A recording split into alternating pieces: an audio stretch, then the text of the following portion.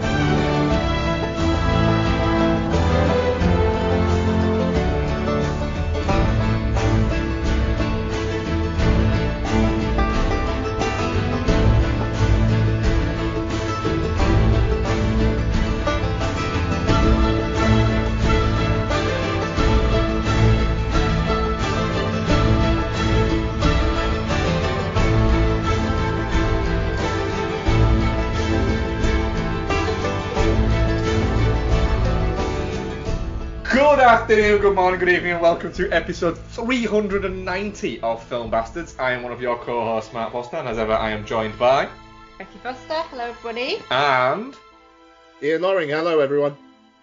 and this week, what do we have? We have reviews. We have some award season catch up with reviews of Minari, which we've all watched, News of the World, which me and Ian have watched, and also The War with Grandpa, which me and Ian have watched and Becky hasn't watched. Becky's going to give her views on Zack Snyder's The Justice League, and we will also probably jump in with that a little bit to have a bit of a chat about it. And we've got some what we've been watching, some questions, and other bits as we go. I'll do some housekeeping now before we go. We are a Pod Syndicate podcast. You can find other Pod Syndicate shows, such as The Rewatch Project, Chinstroker vs. Punter, what else in there? His film, Her Movie, Beyond the Neon, What's on Tap, Entertainment Landfill, Iron Sequel. I think that's everything I've covered. Plus all the bonus shows, including Playing It Forward, Tales on the Tape Deck, There and Back Again. Yeah? Mm-hmm. Yeah. You can check out the Snyderverse podcasts we did on there. So yeah, go fucking listen to those as well. Also, if you want to sponsor us, you can give us some money on Patreon, $2 a month, and you get extra bits at the beginning of the show, and you get bonus shows thrown around at random when we can fucking do them. So yeah, that's housekeeping out of the way now. Ian, there's just been some news, hasn't there? Fucking hell, man. Wow. Yeah, but very much, yeah, absolutely. So Black Widow and Cruella are going to be going to Disney Plus Premier Access as well as theatrical release. Black Widow now moved to May 28th, which means that it can come out in cinemas day and date over here. Cruella now moved to July 9th. Also, the new Pixar film Luca is going to do a Soul and is going straight to Disney Plus, not Premier Access. But in international markets where Disney Plus is not available, that will release theatrically. And there's been a bunch of release date changes as well. The King's Man now becomes a Christmas film, December 22nd. Shang-Chi, September 3rd. Free Guy, August 13th. And Death on the Nile is now February 11th next year. So, I mean, that's an odd one. Can you link me that information? Because I didn't take all of the dates in. Death on the Nile. Shall do now. I think you can imagine that they'd be better off switching Death on the Nile and the new Kingsman movie around. Because Death on the Nile feels more like a go to see a movie over Christmas movie. 100% it does. Whereas the new Kingsman movie, which and I've said this for all the Kingsman movies, I have zero interest in. And I actually enjoyed the first two. But a Kingsman origin story, it's kind of, I feel a little bit like maybe the time has passed Yeah. on this one a little bit. Yeah. Whereas definitely, I'd happily go and see that at a Christmas, when we hopefully can Poirot see is people. made for Christmas. Yeah, It just is. It just feels more sort of Christmas. Anyone our age who kind of grew up with, whether you watched them or not, but the big like BBC Christmas special was like usually a Poirot thing, wasn't it? I don't know, I didn't watch. Was it a bit too Tory? It was a bit too Tory, yeah. Oh, I love David Suchet though. But that's it's the thing is, it seems to be with the way that Disney have looked at these things is that there's kind of been a shift in their mentality and gone, right, we've been looking at this the wrong way around, haven't we? We've been looking at it and going, look at all the money we're going to lose on the cinema experience, rather than look at all the money we're going to gain on the streaming side. It'd be interesting to know what the numbers are on Disney Plus sort of subscribers. What? How many there actually are? Yeah. But also like the Premier Access, because the thing is, for instance, I'm sure I'm not putting words in his mouth, but I would think all three of us will probably go to the cinema anyway to go and see Black Widow and Cruella. Because... Oh, shit, no, hang on, sorry. I got Cruella and Black Widow the wrong way round. Black Widow's July the 9th, Cruella's May the 28th. Oh. It's interesting. What the fuck? Alright, fair enough. Sorry, continue. But we'll probably all three of us, will go and see them anyway at the cinema because of the access we have. Is the honest answer for that. And because I think all three of us will happily go for that experience. And not only that, it'll be cheaper for us. You know what I mean? Yeah. We won't have to pay for it. So, like, how much is it? How much is that gonna be on this Premier Access thing then? Fucking like 25 quid. Like it's going to be 29, or basically $30. So $30. So it'll probably be about 20 quid then. It'd probably be $22.99, I think. For some reason, it's coming at my head, and I have no idea why. How much is Raya and the Last Dragon? Let me have a look now. Because it'll be whatever that is. I think that's $22.99. That's why it's in my head. But I literally could be making it up in my own head. I mean, you often do. My head is a weird place. That time you made up that one about Afro Samurai? What the time when I made up think about Afro Samurai and it turned out to be fucking true? 1999. Is it? Yeah. I mean, that's a compelling, like, for Black Widow, that's gonna be a fucking compelling price.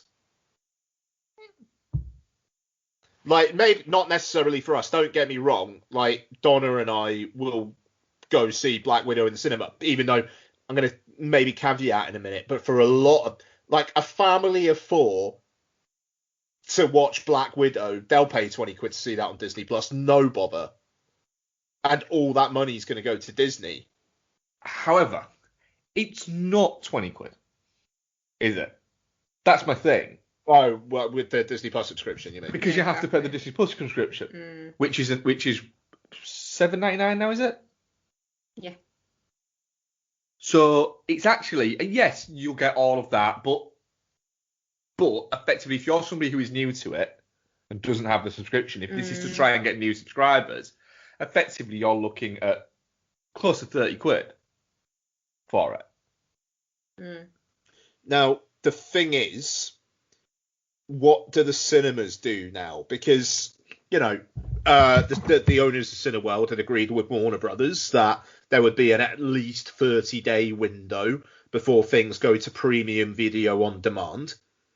Disney, who, with Raya and the Last Dragon, the number 2 chain in the US, Cinemark, wouldn't carry it, essentially because Disney were like, no, we're not going to give you any greater share.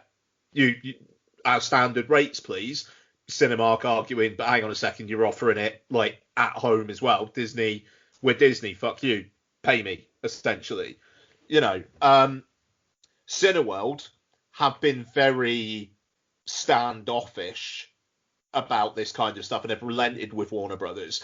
But the whole on the same day thing, feels like it could be a turning point there, unless, if Disney were like, no, do you know what then, fuck it, you can have 65% of the gross like day one. Odeon and Cineworld View probably go for that. But Disney won't do that. Disney would just be like, fuck you. We'll take all the money for Disney Plus, please.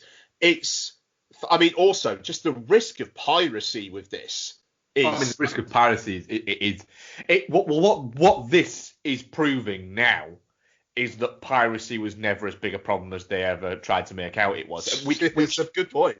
Which we all kind of knew.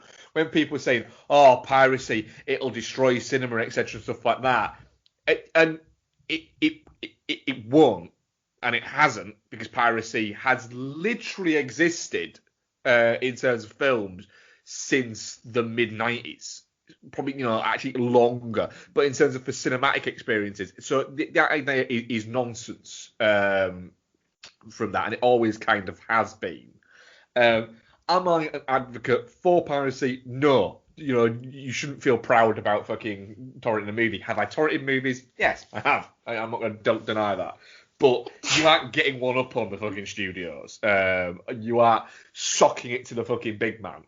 You're effectively, you're seeing the right to watch a movie. See, no. You shouldn't feel proud about fucking torrenting a movie. Have I torrented movies? Yes, I have. I'm not going to deny that. But you aren't getting one up on the fucking studios. You are socking it to the fucking big man. You're effectively, you're seeing the right to watch a movie. You wouldn't steal a handbag. It depends. Depends if it was a really nice handbag. No, it depends if it was a really nice handbag. If that handbag had a copy of Black Widow just hanging out of it, and I looked at it and went, fuck it, why not? I want that. There's a possibility. Just saying that. Yeah. But I doubt that's going to happen. If it had like a Candyman in it, I'd fucking mug the person. If I had a copy of Candyman in it, I would shoot that person dead where they stood. Yeah, absolutely.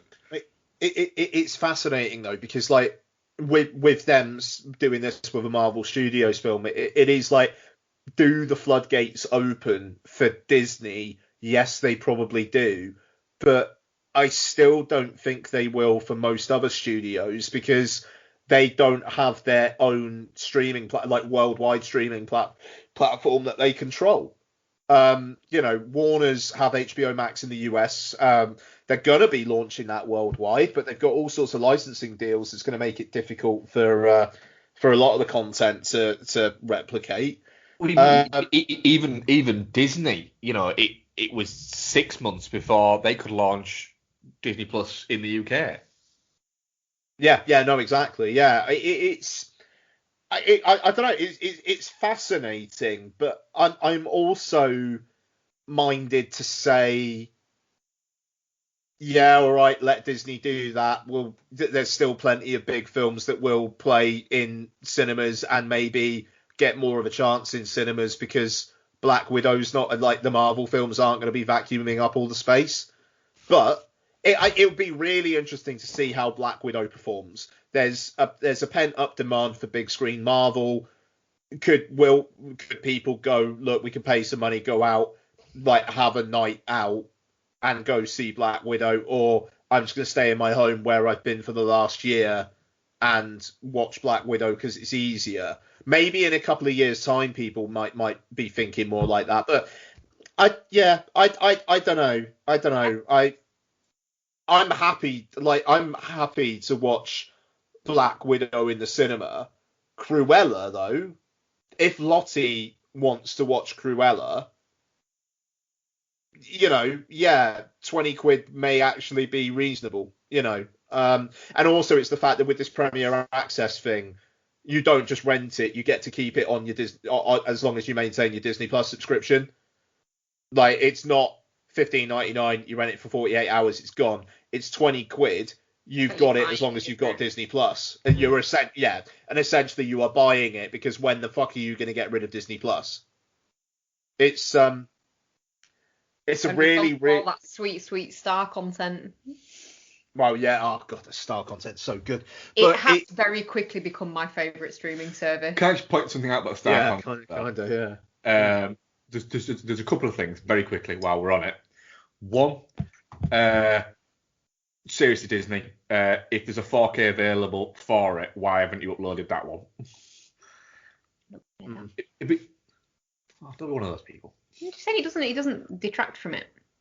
And secondly, when you get a star on the actual app, it just brings up a selection of the movies that are available, not all of them. So you have to know what's on So there. so you always have to know what's on there to be able to access it. It's a really odd system. I hope that they're going to keep on just throwing more at it as it goes along.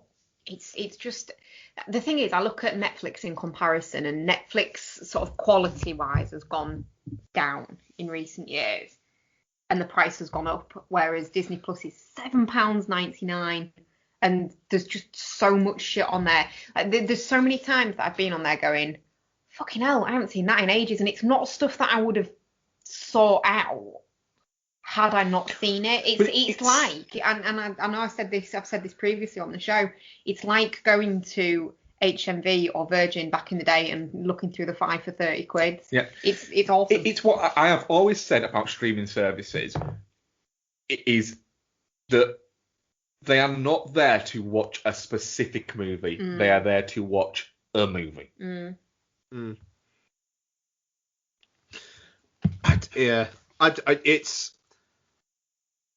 It's interesting because, like, in July you've got Top Gun Maverick as well, which has been like placed as, we've shot this all like practical, we've shot this with IMAX cameras in planes and all that kind of stuff.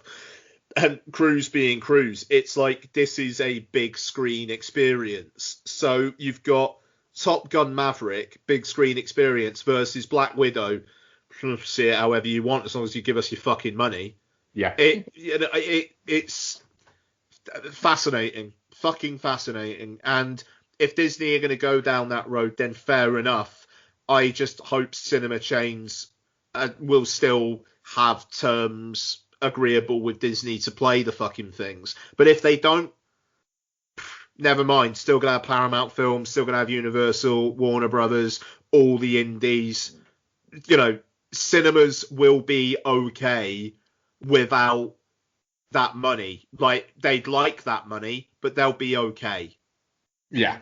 Especially this year when they reopen, because there's so much content out there, it's ridiculous.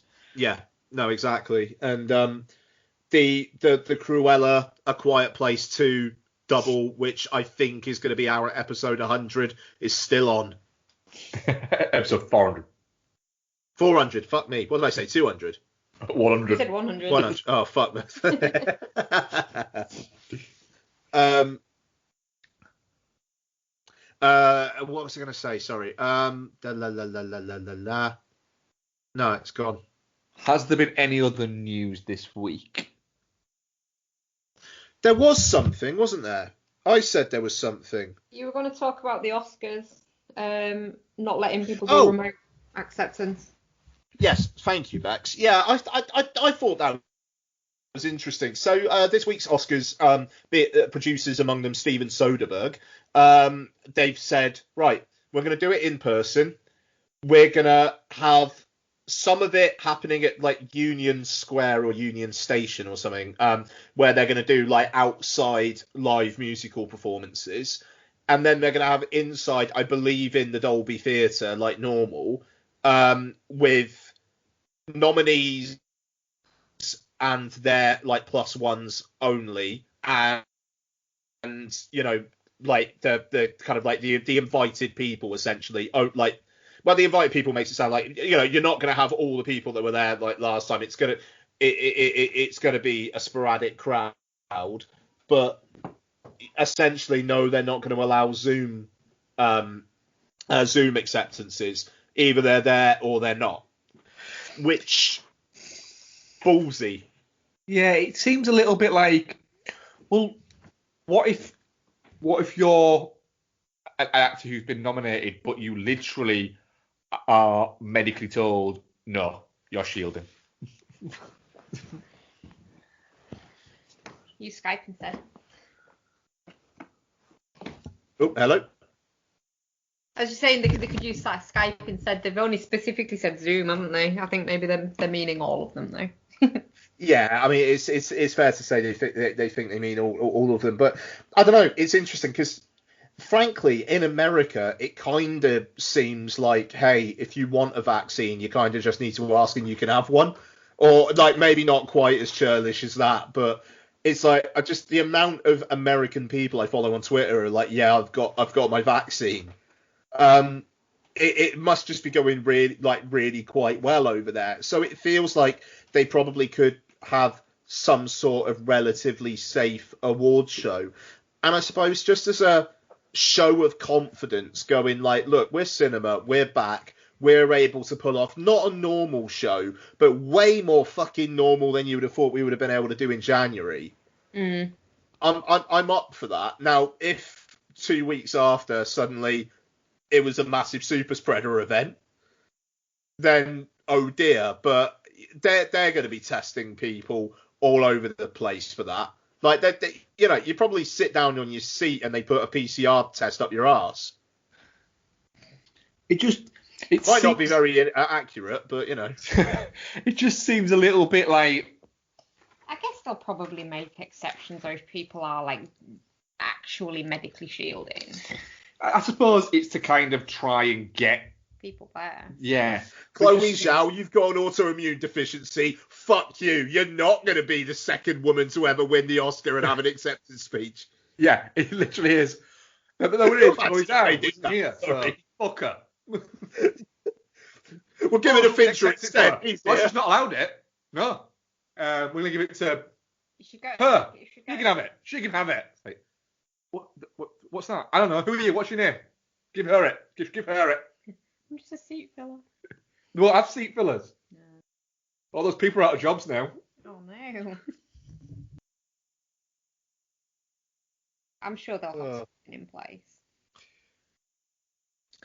Ian, before we get into trailers, are you ready to do your rant number 2? Yeah, 2 ticks. Just on before we move on about the Disney stuff, the fact that Luca, the new Pixar film, is not even getting a premiere access release. If I was working for Pixar, I would be a little bit like, right, okay, Soul, I get it, it's Christmas time, you know, there seems to be no end to this. Yeah, fair enough. Right, our other original film, you're going to do that. I bet if we were Cars 4, you wouldn't be doing this. But no, our original film, I mean, like, I liked Soul, didn't love Soul by any means, but I do feel sorry for the people who worked on Call Me by Your Luca, as it feels like they've been kind of fucked over there. I would have liked to have seen Luca in the cinema, and now with it going straight to Disney Plus, not Premier Access, yes, more eyeballs will be on it, which I suppose is a good thing, but I don't know, like, the people making it, did they really think, yes, this is meant to be streamed on Disney Plus? Just as content? Like, that's the content for the week on Disney Plus. Mm. There you go. You've got that, and you've got an episode of Loki. Enjoy content, shit munchers. Which is literally what it is now. Yeah, I really don't know how I feel about that. You know, I mean, like, Wolfwalkers got acquired by Apple TV Plus, but man, Apple gave that a theatrical where they could. Like, people were able to go and see Wolfwalkers, you know. However, this is a little bit a horse of their own making a little bit though, because you've got, where have you got with the, try to find like a list of Pixar's movies. So just a Pixar films. List of Pixar films. There we go. So you had Toy Story, come out in 95. And then they pretty much ran at one a year or one every 18 months from when A Bug's Life came out in 98 up until, 2017? There, when you had two out in the same year, two out in 2015, but you had none out in 2014. But now they're going to like two a year at the moment. And it feels a little bit like they have saturated the market. Yeah, essentially they've devalued their own brand. When there's one every 6 months, it's not like having a Marvel film every 6 months where they're episodic and they're all linked.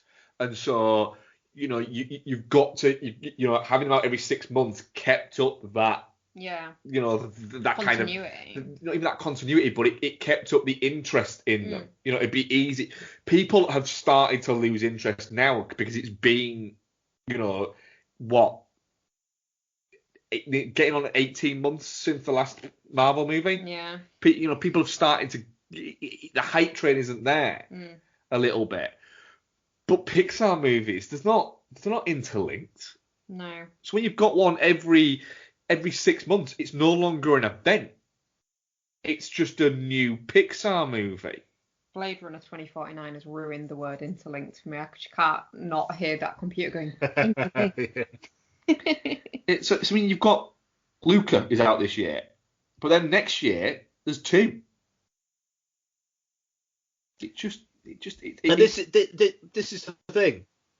Like, did they become just actually no, they won't become, now we're just going to release them on Disney Plus, because they'll want that Oscar for best animated film and the Oscar eligibility rules. That's the point. The Oscar eligibility rules are that they've got to like have a qualifying run in at least New York and LA and whatnot. Are they now basically taking Luca out of contention, or are they betting that the Academy are going to loosen up these guidelines again? Because the Academy fucking won't. If cinemas are back, the Academy are going to be like, nah. Back to the cinema you go. They'll release it so it qualifies. They'll release it in enough places so it qualifies. Yeah. I don't know. I mean, I don't know. If I worked for Pixar, I'd be feeling properly fucking demotivated by that. It's like, right, Raya and the Last Dragon, you'll Premier Access that one. Black Widow, you'll Premier Access that one. Fair play. But you're just going to say, no, you can just have that on Disney Plus. I think it says something about what its commercial viability is as well, quite frankly. And it's like, if Disney are basically going to use Pixar as this is going to be our arty animation brand, then fair enough. But at the same time, Finding Nemo 3, Finding Everyone because we're all old and we've all got lost, that would be in cinemas. That would be Premier Access. It's an original property and it devalues the original property as well. I'm really, well, I was going to say not sure how I feel about that. I'm obviously sure how I feel about that. I feel bad for the Pixar people, but yeah, I'll watch it at home and have less of an experience. Cheers. Do you think part of it was because of the very, Pixar had their first commercial disaster with Onward? And you could say that part of that was pandemic. Yeah. But also as well, it wasn't as well received as a lot of Pixar was. So I mean, it was you could say The Good Dinosaur it didn't make money. Let's say that. But that's because it was kind of like weird. The Good Dinosaur is like the forgotten about Pixar movie. They kind of chucked it out and hoped that nobody would fucking notice. I didn't know that was Pixar. But yeah, I don't know, it's gone a little bit from Pixar. I've gone from that situation where they were the darlings now to a little bit like they're fumbling a little bit.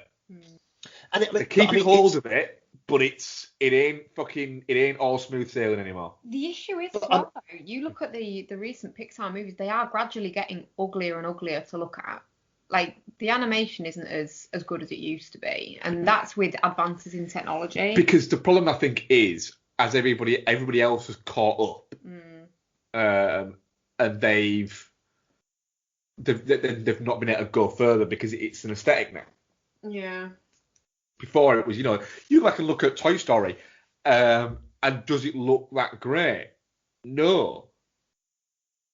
But it's a really good story. But it doesn't look actively ugly. No, it doesn't look bad. No, it doesn't look. Whereas Luca, if you look at the stills from Luca, it looks garish and it looks ugly. Oh, it looks fucking horrible, yeah.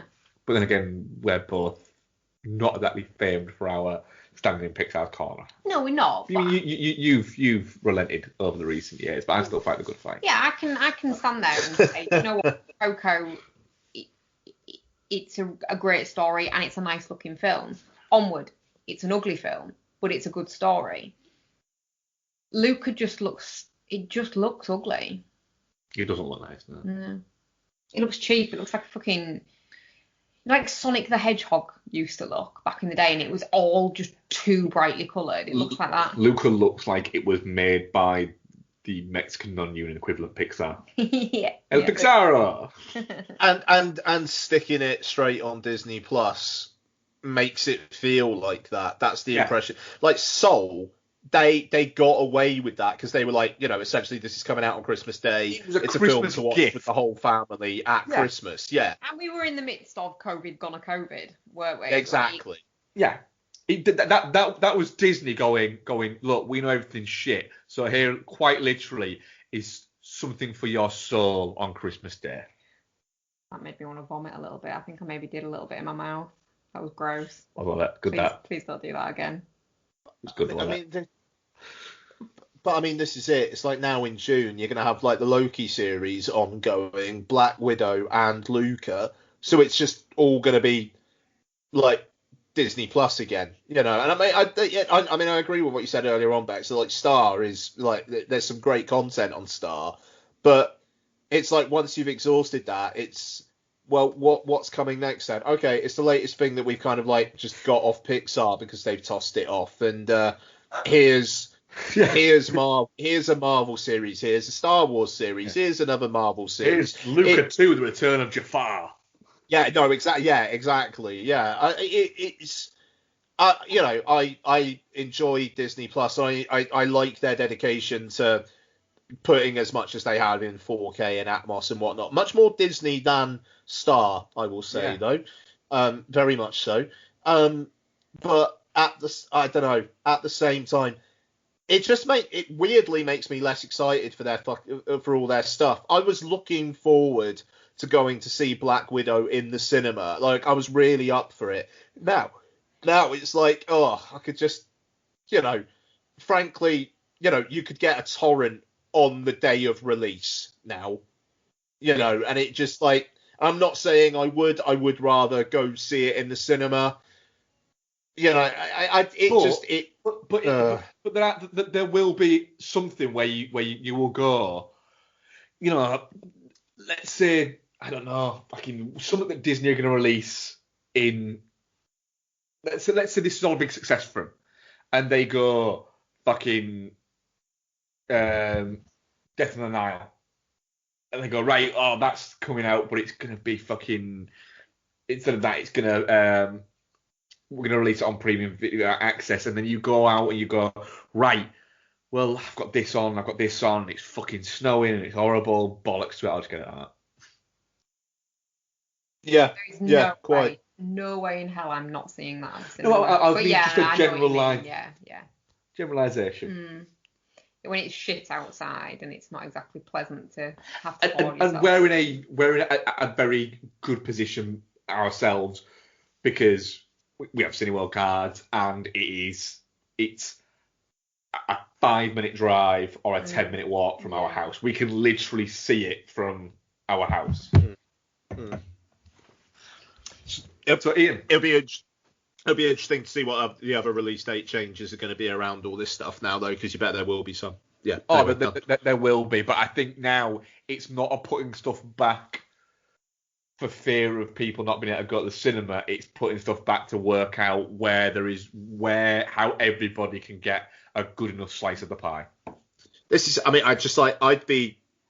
would be interesting to see if anybody else now goes July 9th, Black Widow also available in on Disney Plus. Maybe we will give that a go in the cinema that day then. Maybe. I don't know. Maybe they'll all be scared. Who's to say? But I think Top Gun's due around then. Suicide Squad, is that not July? Or is that August? July, I think, isn't it? I think that they're just very keen to be seen to be doing the right thing, aren't they? And if there are a lot of people that are still nervous. It's really weird for us because obviously Mark's been back to work when the shop was open. He was in there. I've been working back in the office since May the 12th, and we're closed now, but we're still there and we're still mixing. We're still out in the world, and then you hear people that are like, I've not been anywhere except the supermarket in a year, and I've not blah blah blah, and it's like, God, wow, yeah, there's people like that, and it will be kind of nerve-wracking getting back out into the world for people like that are in that situation. Not like people like that, I'm not being disparaging, but people that are in that situation that have just worked from home all the way through it and didn't take advantage of the relaxation of the eased restrictions over the summer and stuff like that. One interesting one that doesn't seem to get mentioned there in all of that. Jungle Cruise. Oh yeah. That's still just like July 30th. I think that would work though. You got Jungle Cruise July 30th. They'll probably just stick that in the cinema. Unless they are weird that they seem to have more faith in Jungle Cruise that can just survive the cinema on its own than Black Widow and Cruella. The thing is, I wonder now, and we will move away from this in a second, but one of the interesting things about this is Disney have apparently, I've just been doing a little bit of reading, Disney have said that Raya and the Last Dragon was a success on Disney Plus Premier Access, but haven't released any numbers because they don't need to release any numbers. There's this whole thing now about them being able to control the message. Yeah. Like if the stuff's on Disney Plus as well, they can say, well, this only made $30 million in the opening weekend, but it did some really good numbers on Disney Plus, and they're not going to need to say what those numbers are because when they're kind of like declaring like profits and all that kind of stuff, they can bundle it all up. They can say like revenue from Disney Plus was X, and they don't need to say 20% of this was Black Widow, 15% of this was Raya and the Last Dragon. They don't need to do any of that shit. Which is perturbing. It's like you don't really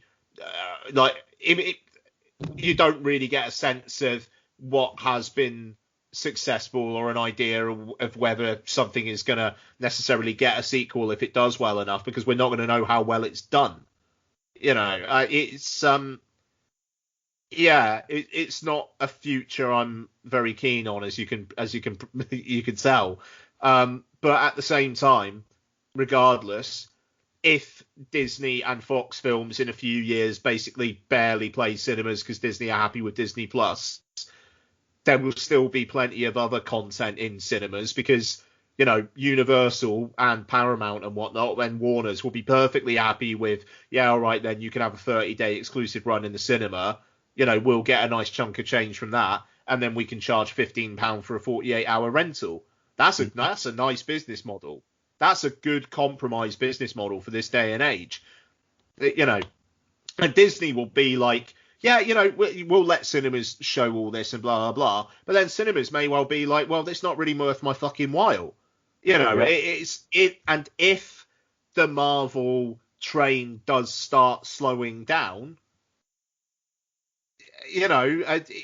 are Disney gonna be coming back with their tail between their legs? That's the thing. For these movies to work, there have to be events. For them to be events, there has to be buzz. For there to be buzz, people have to actively go out and see them. You run the risk, and as well, not see them all at once. You run the risk of it being 24 hours and gone. That's it, dude. That's exactly it. If it's just content, yeah. It's like Godzilla versus Kong next week. I'm actually looking forward to Godzilla versus Kong. The early word on it is the fights are in daytime. You can actually see what they're doing, which automatically makes it better than King of the Monsters. So I'm intrigued to see what we get there. But that is going to be all over Twitter that weekend, and then it's going to be gone. Yeah. And that's what all this Disney Plus stuff is going to be. It's not going to be out there. It's not, it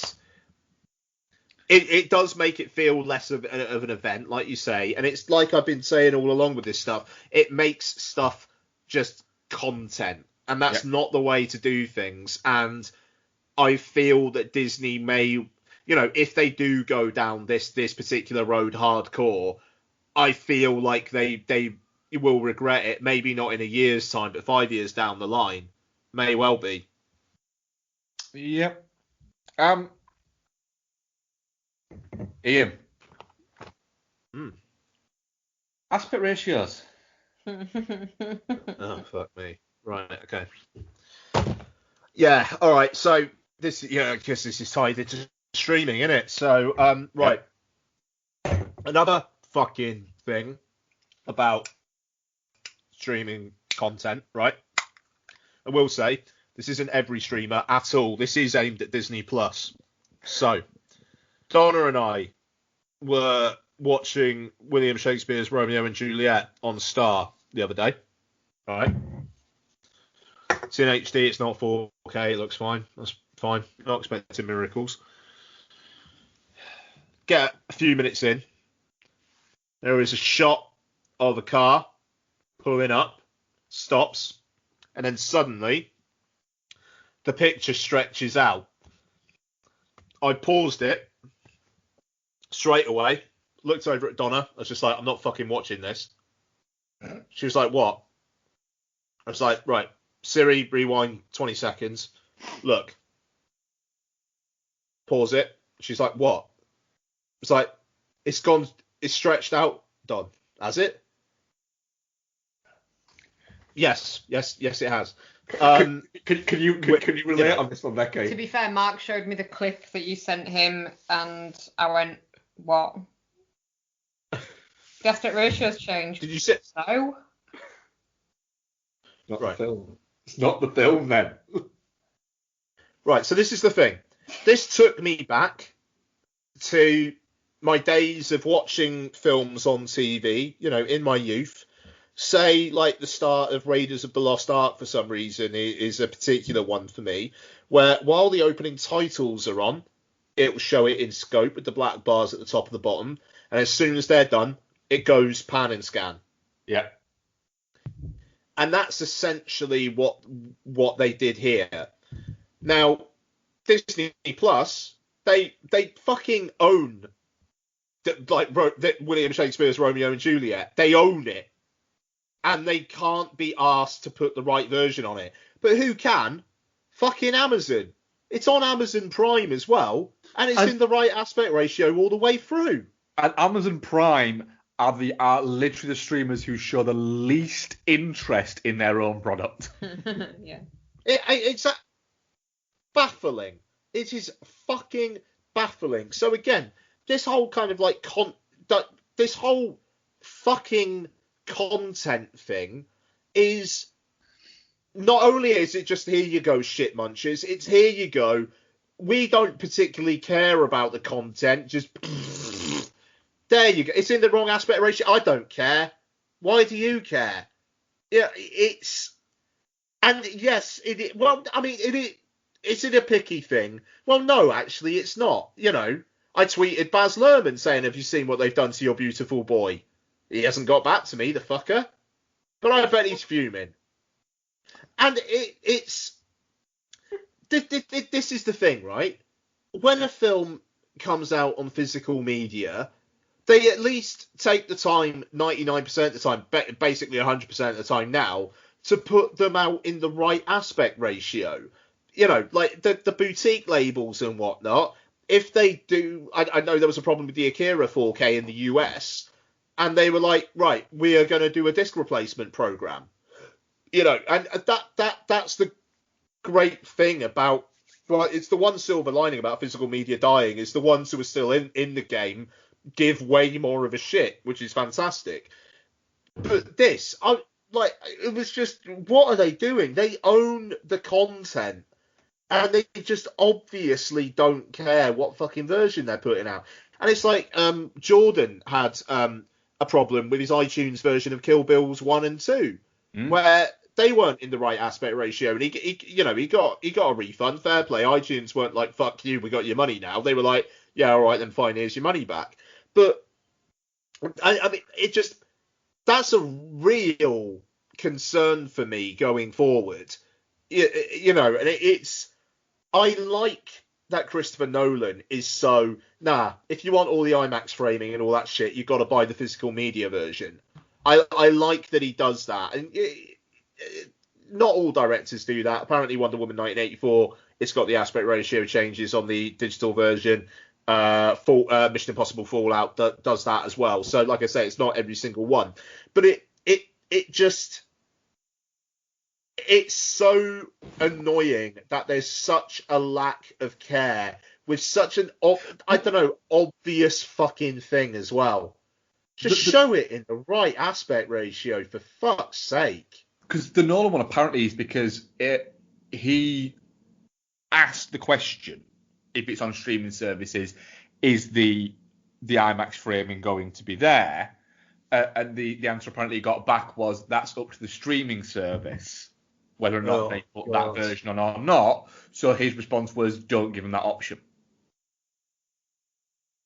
Because he didn't want the idea of it being up to them whether or not they bothered. No, yeah, I mean, that's it. I mean, you know, it's just...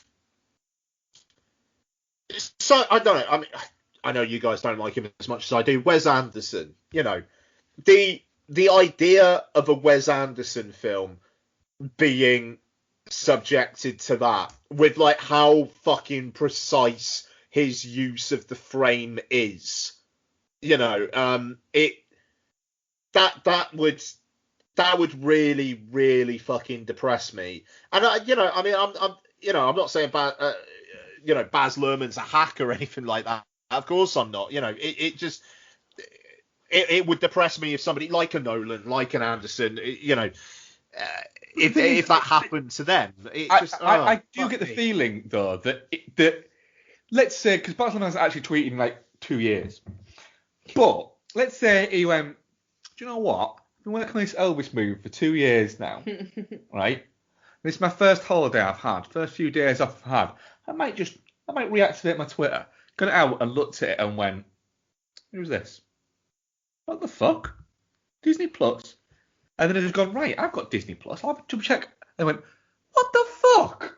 Because the thing is, when you have heard directors talk about streaming services, the weird thing is, this is the little shit that they pick up on that they don't like.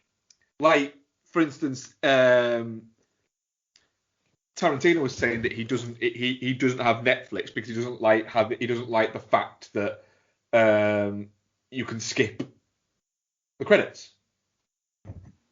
And he doesn't like that, so he doesn't have it because that isn't how he wants to watch. What is it? Well, to be fair, Edgar Wright has spoken about the fact that he doesn't like the fact that you can play movies at double speed on Netflix, and that it bothers him that people might watch Shaun of the Dead at double speed for some reason.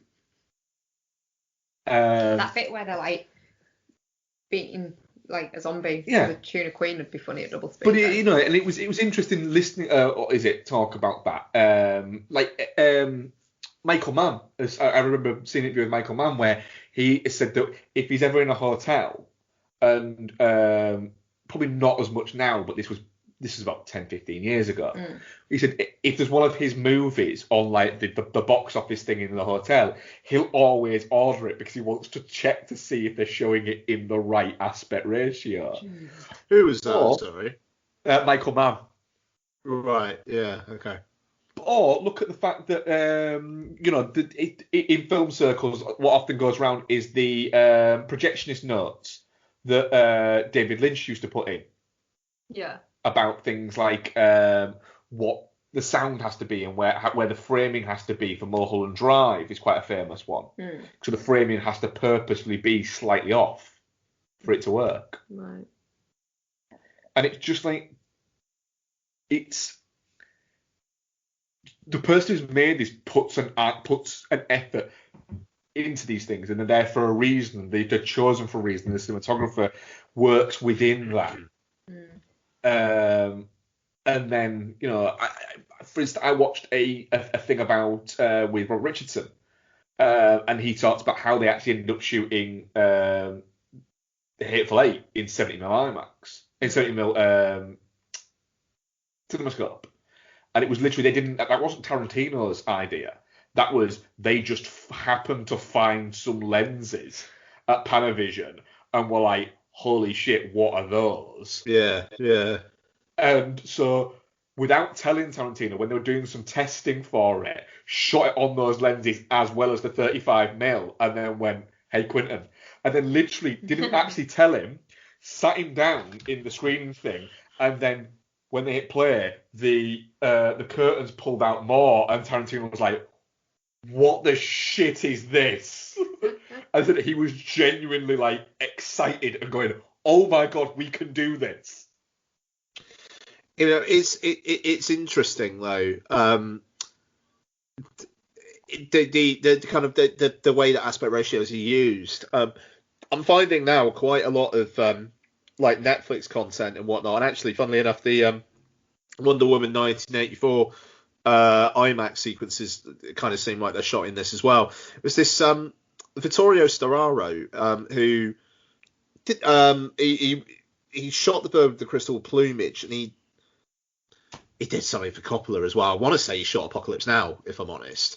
But he proposed in like the 70s this aspect ratio called Univision, where it was, and his idea was essentially, hey, films are shot in scope, TV's shot in pan and scan. Why doesn't everyone just shoot in this like compromise one, which is essentially a aspect ratio of 2:1?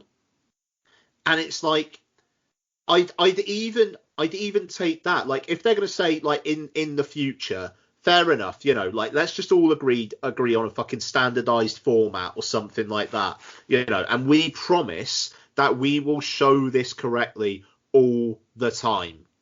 Then I'd almost take that. But it's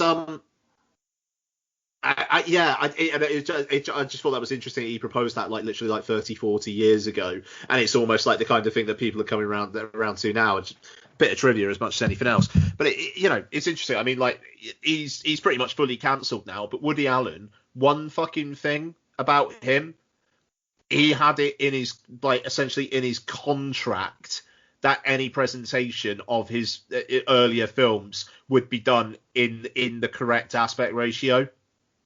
Like, he said that all along, and you don't necessarily think of Woody Allen as a particularly visual director. I mean, Manhattan's got his moments, but funnily enough, Vittorio Storaro's Woody Allen's DOP now, isn't he? Oh, is he? Okay, well, yeah. I mean, I don't know. It's funny how that links up. It's almost like it's a simulation, Mark. Yeah, no, it's I don't know. It just, yeah. If we were just going to compromise now and go, look, just shooting everything 2:1, but we'll do it. We'll present everything properly. That'd be fine. But it's just, I don't know, man. If I was Baz Luhrmann and I saw that on Disney Plus, I would be like, what the fuck? It's a shame. It's just it's a shame. But hey, Christopher McQuarrie and Tom Cruise are going to give us Mission Impossible 7 like towards Christmas time, and they're going to be like, no, fuck you. You're seeing this in the fucking cinema. Fuck you. Yeah, can you imagine that? Can you imagine that? So we're sitting down going, Tom, we've got this great. Nope. Oh no, but it's nope. Nope. I will burn the film. Yeah, quite. Ian, what trailers have you been watching? Have you been watching any? I don't think I've seen one. I've seen one. That's it. So I'll quickly say what it is, if I can remember what it is. It was Concrete Cowboy. Oh, I didn't see the trailer for this. So this is on Netflix a week Friday. Yeah. Idris Elba directed? Yes, I think so, yeah. Yeah, okay. Looks really good. Nice. Heavy. Great. Looks Great. heavy. Concrete is quite heavy. Going in there with all the energy of a comatose patient, Becky, I respect it. Stop looking at me like you're so disappointed in me. But yeah, I kind of put the trailer on to have watched our trailer, and then actually found myself going, all right, yeah, no, I'm in with this, I'm for this. What? About the urban cowboy subculture in North Philadelphia. Yeah, it's like a whole thing. Sounds amazing. Yeah, but it looks good. I could be an urban cowboy. No, you couldn't. I can ride horses and wear hats. I look really good in hats. Fair enough. Yeah, you do. Yeah. That's a good point, that. Should we review the fucking movie? Let's do it. 아유, 대단하다. 할머니는 진짜 할머니 같지 않아요. 할머니 같은 게 뭔데? 쿠키도 만들고 나쁜 말도 안 하고 남자 팬티도 안 입고. 그래? 그럼 하지마. 그러면 산에서 온 이슬물이나 갖고 와. 그거 마시자. 싫어. 싫어? 이리 와. 아이고, 프리티 보이. I'm not pretty. I'm good looking. Not available on any streaming services is Lee Isaac Chung's Minari, which we've all seen. Minari. Sorry. So it stars Stephen Ewan, Han Yi Rai, Yun Yu Young, Will Patton. And I'm going to do my thing of reading the IMDb synopsis. Can you say Minari again, please, mate? Minari. What's wrong with that? I'm desperately trying to not pronounce things wrong. It's like it's fairly simple. Yes, it's like you the say this. poshest you've ever said anything. Right, so I've just got the synopsis It's long. No. on IMDb, and it is a Korean family starts a farm in 1980s Arkansas. Oh, there's a longer one. There's a longer one there, but I'm just saying the top one. That is literally it. I mean, to be fair, that is literally it. On that note, Becky. Minari. Minari. This feels like your Strepo mark. Sorry, Bex. Do you know what? There's bits about it that I really loved. It's well acted. It's beautifully shot. The characters are great. Grandma is awesome. Yep. But it really rubbed me up the wrong way with the ending and what the message that I took out of the movie. Yes. What message do you take out at the end of it, Bex? Because I think I'm there with you. The message that I don't know. I've been feeling kind of bleak when you guys were talking about the cinemas reopening and getting all over excited the other day. My brain just kept going, won't fucking happen though, will it? But anyway, the message from it that I got was, don't strive to better yourself. It'll all come crashing down and it'll ruin your fucking life. Just stay in your lane. Yeah. Oh, okay, good. It wasn't just me being a miserable cow then. It's the fact that like the wife is almost just painted as a fucking misery, And it's like, but I mean, it is. I don't know. It's weird because it is like stay in your lane, but you're not going to be particularly happy staying in your lane because you want to do more, but your wife won't let you. I don't know. I just thought that was such a weird. And I think it kind of centers in the end on a bit like focus on your family, do right by those around you. I think that's what it was going for, but that wasn't the message I took from it. No, I agree with that. Sorry. I thought that was interesting because I've not heard like anyone say that, but I thought that after watching it. So no, sorry, I just thought that was interesting. I just really wanted it to fucking pan out for them, and then Grandma burns the barn down, and then wanders off, and it's like, yeah, it just stay in your fucking lane. It made me feel really kind of flat after it, and really like, oh, even cinema's telling us we can't ever better our lives. Thanks, Minari.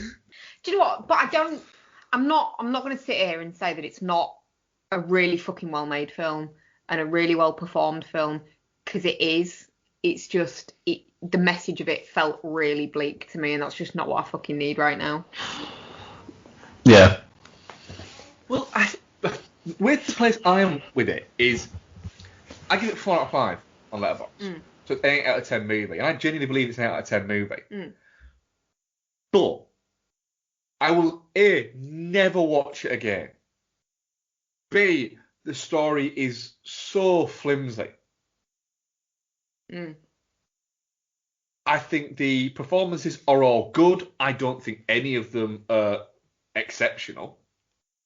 I really like the little boy in it, and I really like the grandma in it. I thought the grandma was good. I didn't like the little boy, but that's because I don't like children. You don't like children. And honestly, the grandma should have beaten the living hell out of him for feeding her piss. That was funny though. I like the fact that she's the grandma is almost like, I respect that. Yeah, there is a little bit of that, isn't there? I want to play cards with Grandma. There's Call me a bastard. There's a story behind that. Yeah. Isn't there? That is the Minari 2 that I want to see. The Minari 2 Arkansas grind. Yeah. Is what I want to see. Oh, amazing. Yeah, it's just all the grandmas had to come to fucking to Arkansas because literally she's on the run because of her gambling debts in Korea. I traumatized you by telling you what happened to male chicks, didn't I? Yeah, you fucking did. That was horrific. Thanks for that imagery. The bit where she was practicing at home and you was like, what? What's she dipping them in? Yeah, there was a lot of moments like that for me.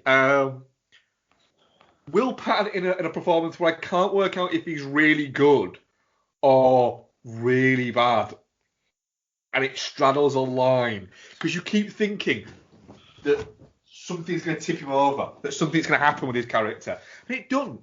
It all kind of just travels along at this kind of like weird pace. Yeah. You keep expecting something to happen. Yeah. And it doesn't. Because it looks really good. And it's well performed.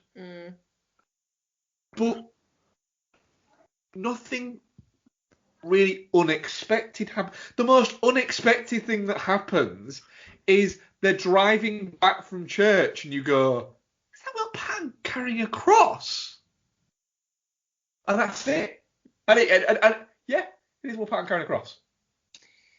It's at points, wasn't it? The film. It's so weird though, because I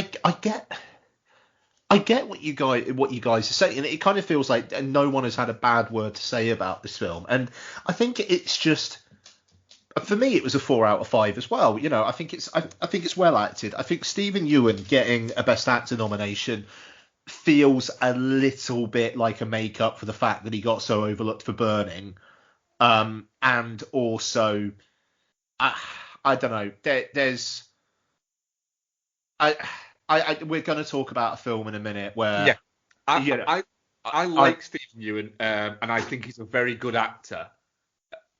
He should not be getting an Oscar nomination for this over someone else we're going to be talking about in a bit. Spoiler alert: Robert De Niro, War with Grandpa.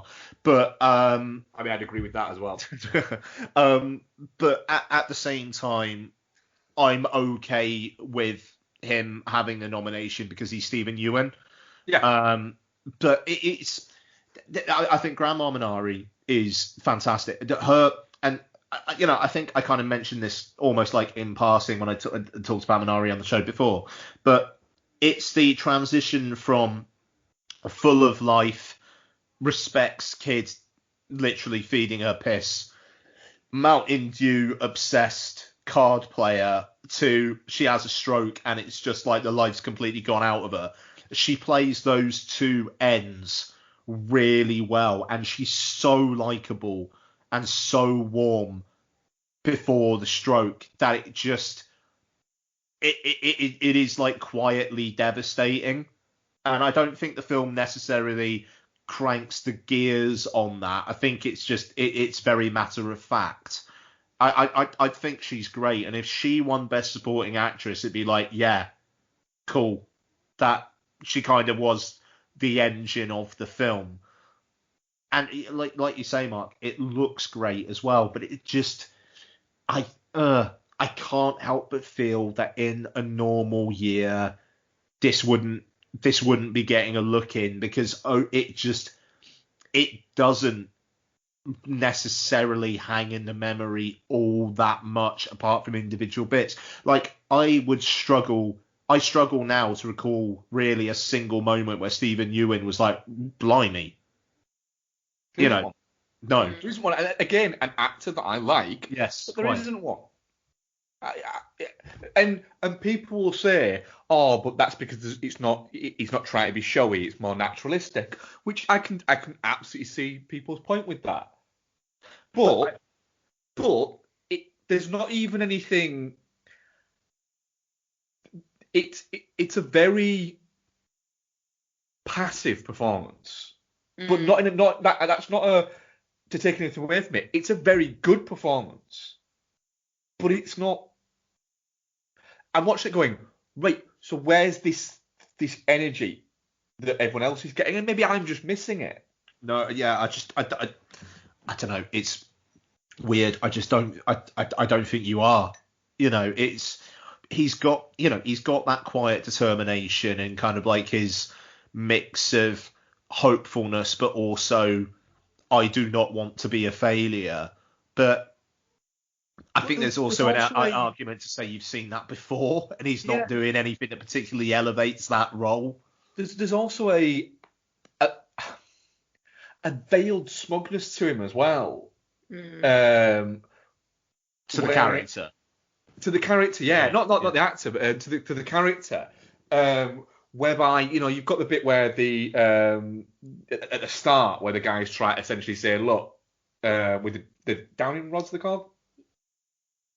Divining rod, yeah, that's it. Try to find the well. He's like, Americans, they do this, but Koreans, we think with our heads. Fucked that up, didn't he? And it's like, right, but it didn't quite work. Now, I'm not saying that the American guy who was clearly trying to shyster him a little bit was more right, but it's just it didn't work for him. And then his next bit wasn't to go, shit, that didn't work. It was to just essentially just stop paying for it. Yeah, no, you didn't even try again to find any. There's an oddness to that movie. I really liked it. I like my time with it. It is like almost all movies too long. But there's just I don't know. There's just something that didn't click with me. But it's still but I can't give it anything lower than a 4 out of 5. No. Because if I give it like a 3.5 or 7 out of 10, I feel like, well, no, because it's better than that. This is it. It's so odd. It's such an odd movie. I wonder if you just saw it without knowing that it'd been nominated for like six Oscars and all that kind of stuff. Like whether that stuff wouldn't necessarily bother you as much. Like, I think 4 out of 5 would probably still be the overall rating. Yeah, but maybe I'd just go, oh, it was good, I enjoyed that. Yeah, 4 out of 5. That's exactly like you say. I'll never watch Minari again. I'm intrigued to see what Lee Isaac Chung does next. Absolutely, because there's some great shots in it. Yeah, The score's good. Yep. There's not enough of the score, I don't think. Yeah. The score at the start, where the film starts and they're driving towards where the farm is, and you've got and the scores. I was like, all right, this score is fucking great. And then it doesn't quite it peaks then, and then it kind of floats around a little bit for the rest of it. And it got nominated for Best Original Score. Has it? Yeah. And I'd be fine with it winning. To be honest, I think what else is nominated? Score: Soul, Mank, The Five Bloods. It's not my favourite score of the year by a distance, but it's up there. News of the World. News of the World been nominated. Yeah. All right, we'll come with that. But yeah, look, Minari, it's definitely not shit. Yeah. But it's the most low energy 4 out of 5 I think I've ever given. Totally fair, that. I'm exactly there. I mean, it's kind of relieving hearing you guys say all this, because it's like I kind of thought, and I'm not out there on Twitter going, "Oh, Minari wasn't that good," blah blah blah. If it wins a couple of Oscars, it'd be like, yeah, all right, then fine, it's a good film, But it's for a small film backed by like a distributor like A24, there's got to be real passion for the film to really rise above. I'm surprised there was that level of passion for Minari and not for something like The Five Bloods. Yeah, it's a really odd one. I wish all in it the best of luck. Absolutely. But if it wins, it'll be a little bit like, really? And the thing is, it is a little bit of a contender for Best Picture because everybody likes it. Yeah, that's it. It could win because it could be everyone's 4th favourite movie on that list. yeah. I mean, that is the problem with the way that it works. Yeah. I mean, that's exactly it. Also, did we say at the start that we're doing an award season catch up and it was voted for by listeners? We didn't know. We just really went into it with Black Widow, didn't we? Yeah. Because that was it. It was voted for by listeners. So you voted for us to do Minari and News of the World. Actually, that was quite cool. The list of feedback. So yeah, you got Minari. You got a really, really lukewarm review of a movie that I think we all really quite liked. But looking back at that vote now, because it was quite tight between Minari and Nomadland in that one poll. So in the other poll, News of the World was the comfortable winner. Yeah. But in this one, it was Minari and Nomadland. Looking back on that now, are you like, I kind of wish Nomadland won? Are you like, thank fuck Nomadland didn't win? A little bit, yeah. You're gonna have to watch Nomadland before Oscar weekend. You know that, don't you? Yeah, we were watching it, but I was more up for watching Minari. I can't remember what else was in the poll. In that section, I think The Dig. Yeah.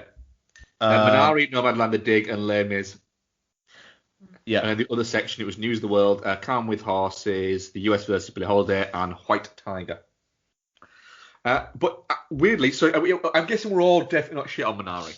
Indeed. Well, that audience poll, definitely not shit, 100%. Yeah, there you go. Yeah. Which is fine, because it is definitely not shit. It is one of the most definitely not shit movies. If you're sitting down to watch that movie, then you are going to get what you want out of it at the very least. It's in. No. I mean, I literally turned it back and went, did I missed something. I fall asleep for 10 minutes. Yeah, it does just end. Yeah, it does. I mean, it's emphatically definitely not shit, but I watched it early in the year for like year-end consideration, and it was just like, nah. But again, if it won Best Picture this year, I'd be like, yeah, all right then, fine. Yeah, I'd be like, good on you, Minari. Yeah, quite. So that was our audience. Hey Hannah, I think you really can't beat a good rewatch of a TV show. Would you agree with that, love? Oh, yes, I would. Marvel's Agents of S.H.I.E.L.D. I think during, global pandemics, storms, all of these things, it's quite nice to just sit down and burn through something that you've seen a million times. Absolutely, nothing like a binge watch. Star Trek. Babylon 5. Because you could sit there for hours looking at serial killer documentaries. Absolutely. That doesn't make you a weird person at all. It doesn't. Yeah, you could watch documentaries that all seem to be about women killing men. Love you, darling. You could put off watching Daredevil for the 30th time. Harry Potter. But really, you can't beat immersing yourself in the warm jumper of a rewatch of a show or a franchise. A beloved franchise. Lord of the Rings. Twin Peaks. From VHS compilations recorded off television with the ad breaks, cut out of course, to DVD box sets of Sex and the City and, I don't know, Smallville. Farscape. Quantum Leap. To giving up finding new content on Netflix and just having a comfort trawl through Star Trek The Next Generation or Parks and Recreation. I think that we can all agree. There's a lot to be said for that. You can't beat a good rewatch. So, with that in mind, join Hannah and Mike from Chinstroker vs. Punter as we burn through some of our favourite franchises and share our immediate reactions to each instalment in both spoiler and non-spoiler sections. To do that, do a search for the Rewatch Project with Hannah and Mike on Apple Podcasts, Spotify, or whichever your favourite podcast provider may be, or go directly to anchor.fm/rewatch project. We are proud members of the Pod Syndicate family of podcasts.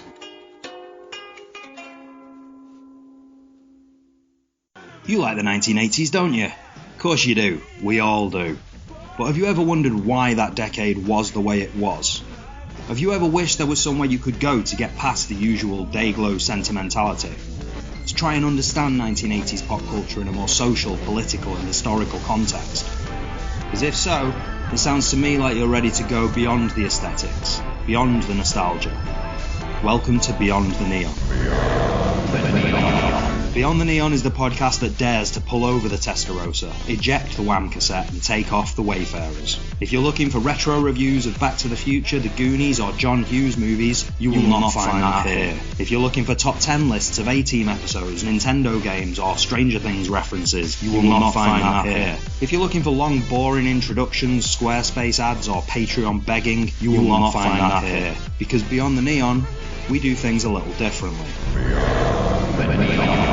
In each documentary-style episode, I look at one area of 1980s popular culture and break it right down. And each episode features academic insight, guest contributions and interviews, as well as clips plumbed from the depths of the 1980s cultural void. Well, YouTube, mainly YouTube. To help illustrate the wonderful, perplexing, terrifying, joyous and utterly thrilling world of 1980s pop culture. Beyond the Neon might not be as regular as other 1980s podcasts, but that's because Beyond the Neon isn't like other 1980s podcasts. Subscribe to the show today and check out all past episodes by visiting beyondtheneon.co.uk. Morning, ladies. Really, dude? Those yoga pants are going to be the death of me. Why do you do that? What? They think I'm cute. Yeah, cute, like Arnold guy's cute, but they still think they have a shot. Hey, I'm a catch. You know, I got a full pension. 2 more years I can ski free as a senior. You ski? No, I do not. Morning. Beautiful morning. How you doing? Nice. Next time, bring up the pension. The free skiing you'll never do. Oh. How's your daughter's place then? It's okay, I guess. She gave me my grandson's room. He's not too happy about it. He sent me this last night. Choice. Taste the consequence. Whoa! you respond? I didn't. You're just gonna roll over on this? You gotta respond. Come on. This kind of aggression shall not stand, Semper Fi. I didn't know you were a Marine. I wasn't. Just saying. So, going on to a film that, before we do out what we've been watching, a film that you haven't watched, Becky, but me and Ian have for review. Which one? The War with Grandpa is directed by Tim Hill. Stars Robert De Niro, Uma Thurman, Rob Riggle, Cheech Marin, Jane Seymour, Christopher Walken, and some children. And what does the IMDb plot? Upset that he has to share the room he loves with his grandfather, Peter decides to declare war in an attempt to get it back. Ian, I think it's fair to say that I am more the audience for this type of movie. But what did you make to The War with Grandpa? So, and its mad cast. Did you go, wait, is that Uma Thurman? Yeah, it's bizarre, this cast, isn't it? It almost feels like a film that was shot during the pandemic because they didn't have anything else better to do. So they were able to get a weirdly, what's that person doing in this cast? But no, it was shot like 3 years ago. It was a Weinstein film that got caught up in the whole Me Too, which is fucking incredible. So I watched this as part of a 4-film Saturday, which I'll get into later on. Watched it with Donna and Lots, and Romeo and Juliet on Disney Plus isn't in 4K, but The War with Grandpa's in 4K on Amazon. For fuck's sake. The good looking transfer as well, in all fairness. Good looking movie. Yeah, sure. I didn't hate it. I mean, spoiler alert. I think it's getting a definitely shit from me unless you talk me up. But I don't think it would be in my bottom 10 of the year or anything like that. I don't think it's an atrocity. Lottie had a decent time with it, actually. It's hard to get her to pay attention, but she had a decent time. Donna, basically every single thing that Christopher Walken said, she really liked. She was laughing a lot. And, there was quite a lot that I was as well. But, I don't know, my problem with the film is the fucking premise. It's just, the kid's fucked. I mean, the kid's a fucking twat. Like, yeah, your granddad's coming to live with you. He needs your room because he can't get up an attic, easily, because he's a granddad. Stop being a fucking arsehole. And then his friend characters are in it just enough to register, but too little for you to actually think they're bringing something to it. It was just a bit of a nothing experience, to be honest. I'll say, I thought De Niro's not doing a Bruce Willis. He's not helicoptering in, getting $1 million for 2 hours work and then fucking off. De Niro is there and he's engaged and he's reading his lines with professionalism.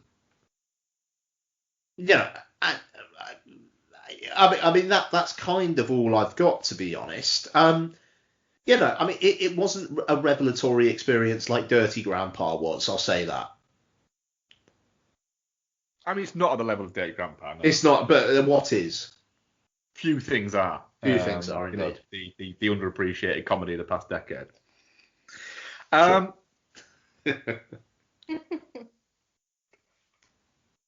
I really like The War with Grandpa. Of course you did. Yeah, good.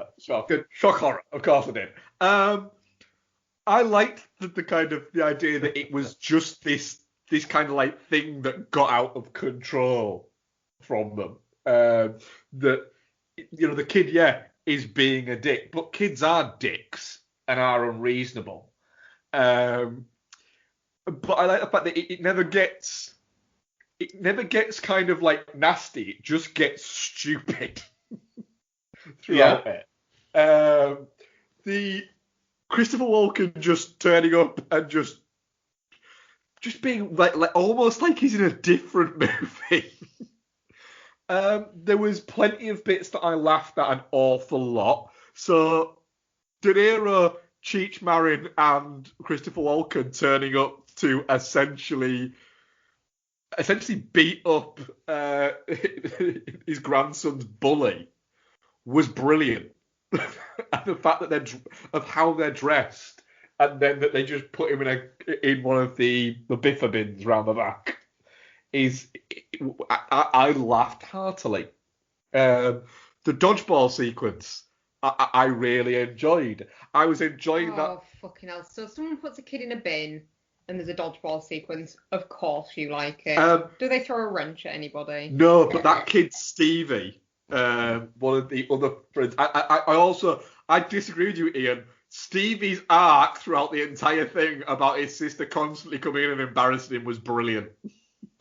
I mean, that's not an arc; it's a running joke. Fair enough, yeah. But I enjoyed that running joke about how he could be embarrassed. I enjoyed the fact that he was clearly really fucking good at trampolining as well. Good. Also as well, Cheech Marin was right. Chris Walken was right. Cheech Marin should not have got thrown out because he'd been hit in the head and he shouldn't have been able to throw the ball at Cheech Marin. So actually, it wasn't a tie. De Niro's side won. Yes. So he should be allowed the room. That was just essentially this whole thing was because of a lax attitude of somebody who worked at that trampolining park. Yeah. I had a good time with it. I was hoping that at the end that there'd be and I did check, there isn't, that there would be a post-credit scene of Rob Riggle finally been allowed to use a chainsaw and it just going horribly wrong. That would have been good, yeah. It felt like they were setting that up and it never happened. But it's based on like a kid's book from like the mid-80s. Mm-hmm. Yeah. And you can definitely see that it's got continuous jokes. So the fact that everything keeps on, the pranks they keep on playing on each other always seem to come back and bite the mother in the arse. And because of that, she keeps on getting traffic tickets. But yeah, I had a good time. There is not that much to say about it. But had we been in normal times, I would have happily gone to see this on a Sunday morning before you got up, Bex. You would have had to. So I would have been very happy to, like I did with Playing with Fire, to have gone and seen this at 9:30 on a Sunday morning with a coffee and a donut that I'd bought from like downstairs, and I'd have been cool with that. That'd have been like a happy place for me. Yeah. Yeah. It's definitely not shit without question, mate. I give it 4 out of 5. I think it's better than that. Fucking hell. So yeah, because the way that I rate movies is how much did I enjoy it? All right, no, I'm sorry, I shouldn't have said that. You're quite right. You're quite right. I just, I just thought it was quite flimsy, But like I say, I don't hate it. Lord is knows. it trying anything other than that though? Well, no, but I don't think you can give it extra points because it's got a lack of ambition. No, but in the same breath as I don't think you can ever give, if something has ambition but is shit, then your ambition was shit. What? I've never understood this when people will say, but at least it went for something. Did it achieve it? No. Then what's the fucking point? I'm not too sure about that. I don't know, man. I mean, like, I think you can give. I think you can give points for effort if the execution isn't quite there, But the thing is, if you don't give the effort, then is the execution going to follow? The thing is, though, this is subjective, isn't it? It's not objective. I'm not saying you're wrong. I 100%. I don't think you're trolling me by saying I give it 4 out of 5. I think it was a 4 out of 5 experience for you. Yeah. I'm saying it was a 2 out of 5 experience for me, but I don't hate it. You know, I mean that's and I think it's important to caveat that kind of. It's not, you know, if it turned up in my bottom 10 at the end of the year, we've had a decent year. I think that's just the difference in how we'd rate things. Because if I rate something 2 out of 5, I have to dislike it. I mean, yeah. I mean, this is the thing. I mean, like for me, it's bordering on touching cloth, which for me is a 2. A touching cloth, you know, because I'm quite, you know, if I give something a 2.5, it is touching cloth. If it's above that, it's definitely not shit. If it's below that, it's definitely shit.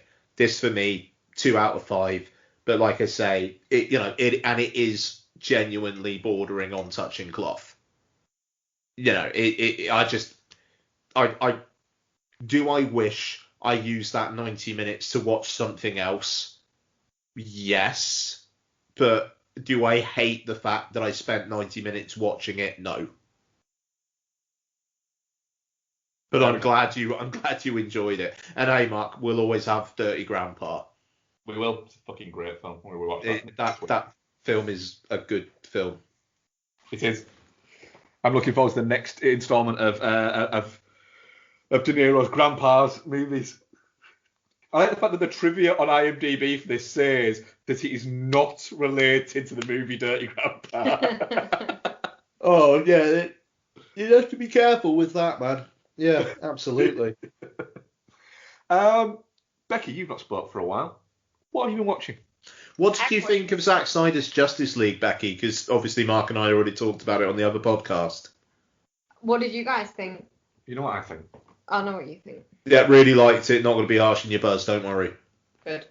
I honestly fucking loved it. It's so much fucking better than the Whedon one, and it makes me.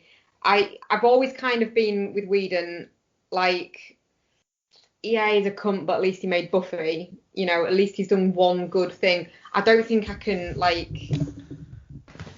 He's proper like fucked me off with the cut and the hack job that he did on the Snyder cut.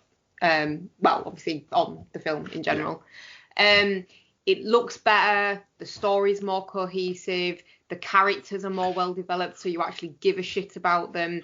That bit with the Flash where he's running and turning back time and like literally the world is materializing around him as he puts his foot down every time was fucking awesome. Like it made me actually like really emotional because the rest of his kind of stuff in it, a lot of people have commented that his dialogue in the Snyder Cut could easily have been in the Whedon cut because he's very much that kind of character anyway. And he's just, yes, he does the bit when he brings Superman back to life and he goes really fast, but a lot of his thing is just he goes really fast, and then in this it's like fucking hell, he can literally turn back time. That's amazing. And then everyone just materializes again. It's like a proper high five fist pump moment. I loved it, and I intended to watch it again before tonight so that I could be more coherent about my love for it instead of just going fucking loved it, but I didn't get time, unfortunately. Well, do you know what? I think judging by that, we'll probably be talking about it at year end. Yeah, I would think so. Yeah. And hey, when you get a PlayStation 5 physical, it's getting a 4K physical release. You're gonna have to bite on that, aren't you? Yeah, possibly. Yeah. What about the aspect ratio though? Lol. Well, I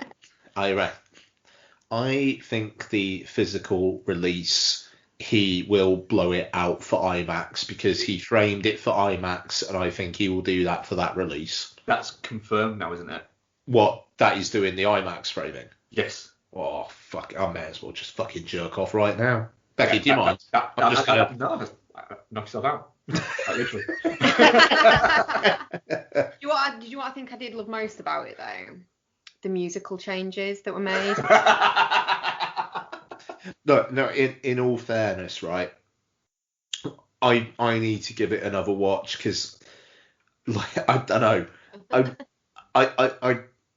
I really fucking like the second half of the film, and I wasn't as into it in that first half, and I would be really intrigued to see how I am on a rewatch, because those musical choices are bothered me were in the first half.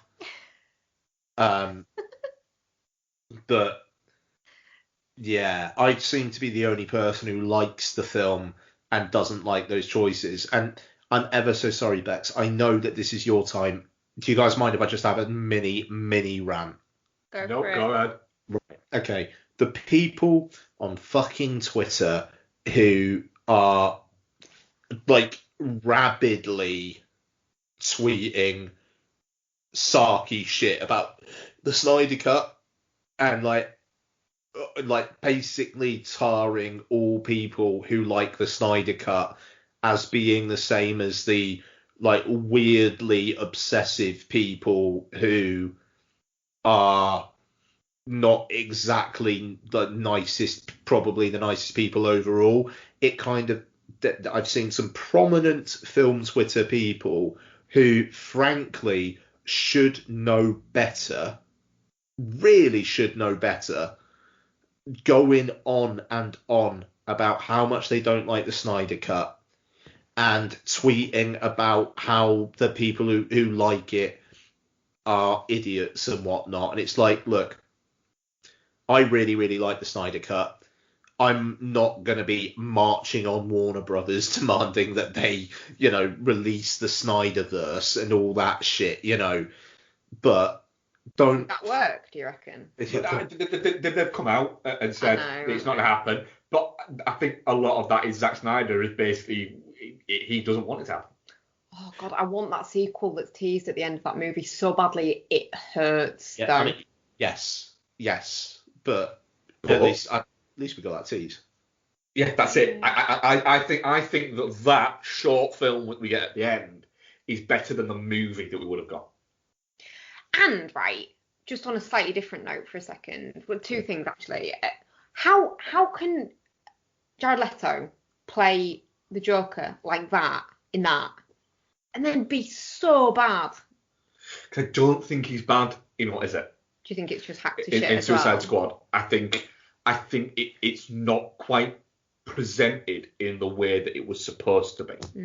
He is fucking terrifying. And also, as well, coming into what Ian was saying there and what you've said there, I do think it's quite good the fact that David Ayer's come out and gone, I don't want to do the Ayer cut. Stop asking for it. You've got a new Suicide Squad movie out soon. Let's look forward to that.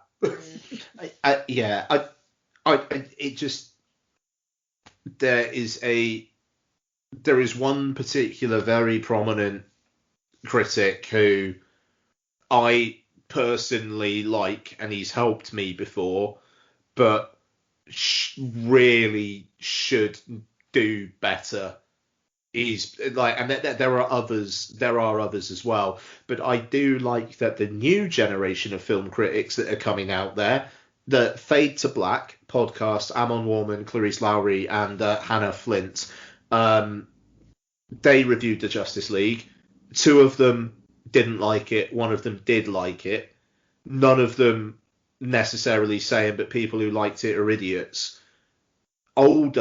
There are some older critics on film Twitter who are falling into, if people who like this film are idiots, which is not the way to do things. It's not the way to do things. Why can't people just let people like what they fucking like? Quite. Because unfortunately now the medium of Twitter, and we've said it before, is not for telling people what you like. It's for telling people what you don't like and why other people shouldn't like it. It just really fucking. I know I give you grief for fucking liking some real shit. I mean, some real shit. Well, I still love you. I don't like. I'm not mean to you about it. I just highlight that you like shit. Like what? Pauly Shaw. You leave Pauly Shaw. Leave Pauly Shaw alone. But yeah. Anyway, back to what I was saying before. His iteration of Joker in this is really scary, like really menacing, and that laugh is fucking great. The other thing I was going to say was someone's put up on Twitter like a side by side of the Martha going to see Lois sequences in both films. Yeah. And it really does just highlight how much Whedon's version looks like a cheap fucking TV show. And tonally as well, it's completely like, it's like he's just not got what they were going for with the scene at all. Or giving a shit. Yeah. Mm. So yeah, very much liked. Will definitely watch again, despite the fact that it's 4. Right. Oh, that's another point. It did not feel 4 hours long. No.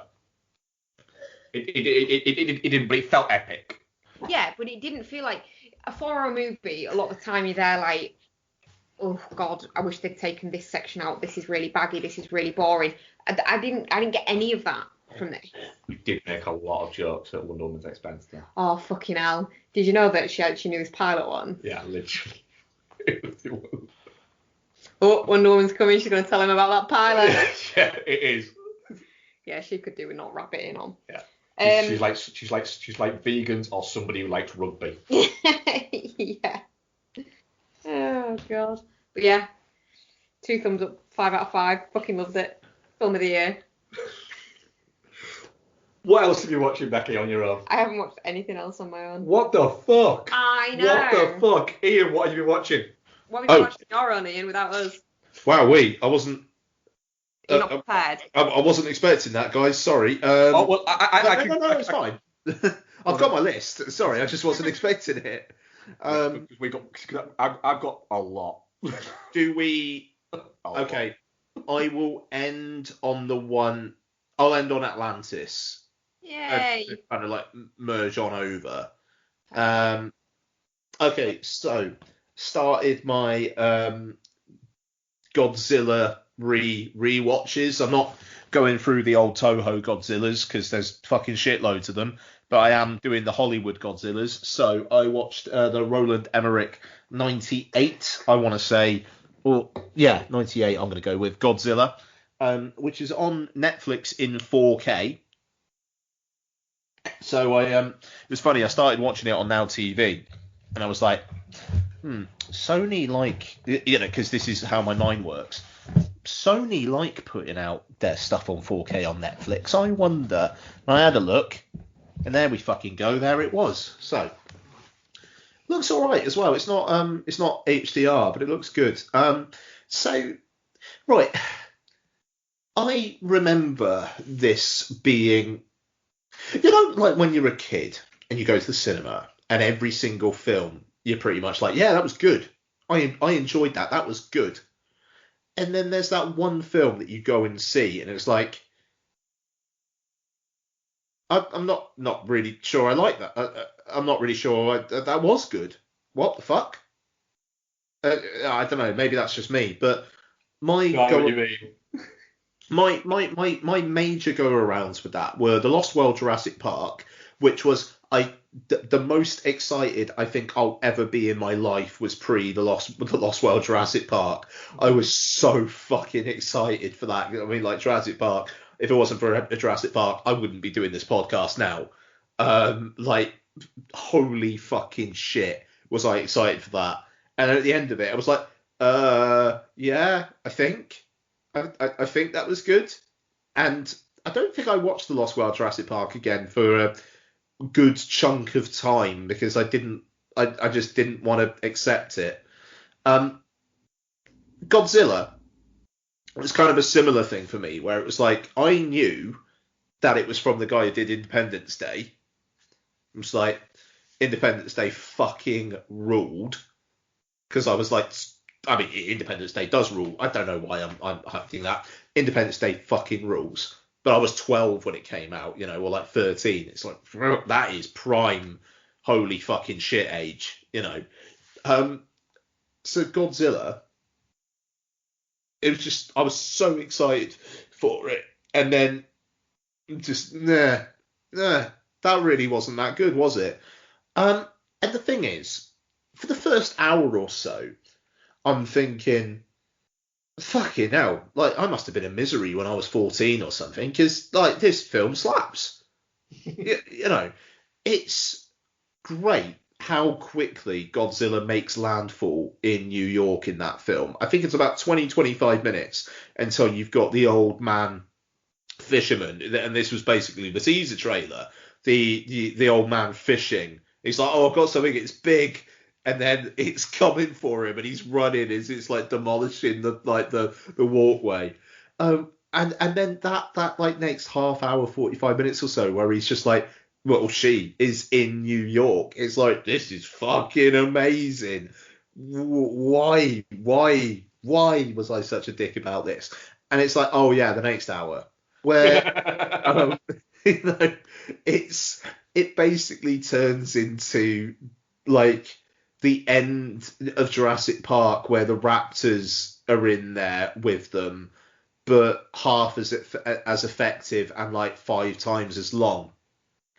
And then, you know, you've got another bit with Godzilla at the end. Because, I mean, it's a film called Godzilla, and for half of the film, you kind of think Godzilla's dead. Or you're made to think Godzilla's dead. And, yeah. The trend of casting, like, unlikely, geeky person as action hero, ? You know, Nicolas Cage in The Rock, Jeff Goldblum in Independence Day, Matthew Broderick in Godzilla. Doesn't quite work out, but I heard recently someone describe Jean Reno as a human embodiment of a cigarette. And, yeah, you know. He is an incredibly French man. And Mark, that comes from the Blank Check podcast, which, for the love of God, if you haven't listened to any of those, you should. I think you'd enjoy them. Listen to one, and if you don't enjoy it, fair enough. But yeah, and Bex as well. I don't know why I'm just saying Mark, but the human embodiment of a cigarette. You know, that's just an incredible way of describing that man. But yeah, I really, really like the first hour of Godzilla. And Don, you think Godzilla like kind of slaps, don't you? Like, it's a good time. From what I remember. From what you remember. Yeah. Cheesy. Yeah, but I mean but when it just turns into Jurassic Park. Don't really remember. Oh, okay, fair enough. No, Don was saying that she remembered quite enjoying it, and it's like, from the first half of it, yeah, 100% there. Just that second half, you know. But I used to enjoy films a lot more before I learned to properly dissect them. Oh. And she's out, mic drop, and she's out. Wow,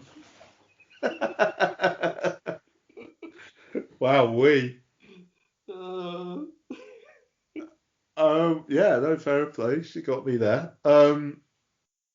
But no, you know, I'm gonna do Godzilla King of the Monsters and Kong Skull Island in the next week or so. And I think this will probably be the one that I enjoy most that has got Godzilla in the title. Thumbs up. Okay, I'll go a bit quicker through the other ones. So Friday night, Disney Star Watch. Casanova. You guys ever seen this? Yes, I have, yeah. So, directed by Lasse Hallström. Yeah. 2005 film starring Heath Ledger as Casanova. And frankly, it's like 2 hours of Heath Ledger being a cheeky chappy.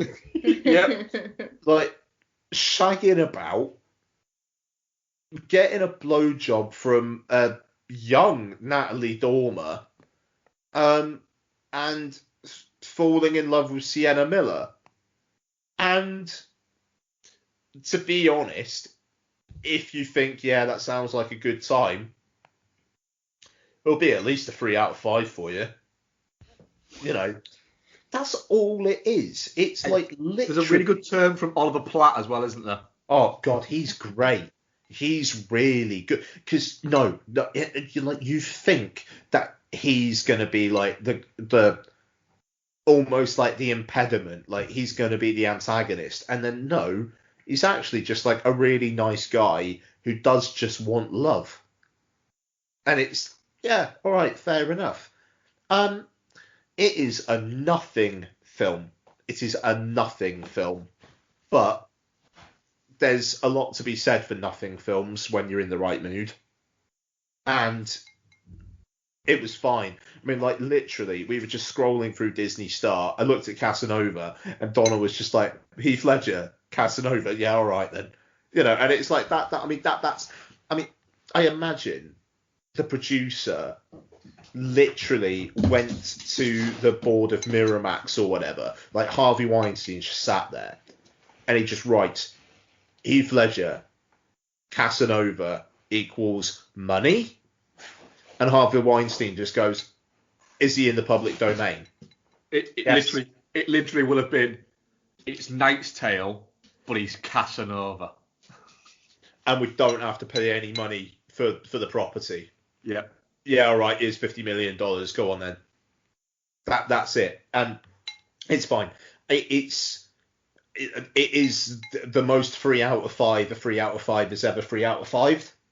But Yeah. That's absolutely fine. Okay, I watched The Vigil, which is on Netflix. It's a Blumhouse produced one that got a theatrical over here last summer when the cinemas were open and whatnot, and I do wish I took the time to see it. So Jason Blum executive produced this one, but it is still a Blumhouse. So it's kind of like Craft Legacy realms of involvement, I think, here. But it's an interesting one.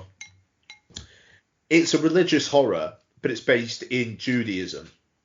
So you've got this almost kind of like ex-Orthodox Jew who's at the start of the film, he's kind of like starting to learn to live in normal society, but he's having some money problems. And I think like an ex-friend of his who is now a rabbi, or seems to be, says to him, I need you to be a shloma or something like that, where essentially, where someone has died, somebody watches the body before it's like taken by the mortuary and whatnot to essentially cleanse the soul and make sure the soul's all right. And when people, the deceased don't have anyone, people can be paid for it, and he's paid for it. So he's like, I need the money. Yes, all right, fine, I'll do it. And then creepy shit starts happening. He basically has to sit there with a body. So, quite low budget, but interesting concept.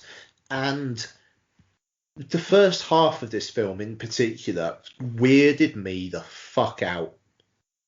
Before it gets really like just obviously like big jumpy scare type stuff, the sense of dread, like, I don't know if you guys have ever had this, but if, like, say you're a little bit on edge or something, and you put some music on to kind of like drown out, almost like stop your brain from trying to listen to sounds.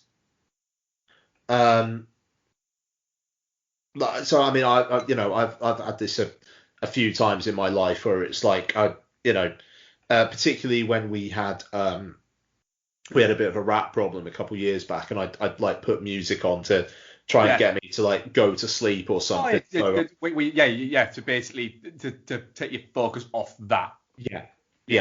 So this guy is like listening to music, and it's not necessarily even for that purpose, because this is actually towards the start of it, but you're hearing his music, and he's like texting, and like the text is displayed on screen and stuff, and then you just kind of hear like something, and he kind of like looks around for a bit and then just goes back, because it's like, obviously nothing And then like that kind of like increases and whatnot, and he's like taking his like earbud out and like listening, doesn't hear anything, puts it back in, then it kind of starts again. It's like doing all this quite like weirdly experiential kind of like stuff, which feels a bit more like relatable than it normally would be.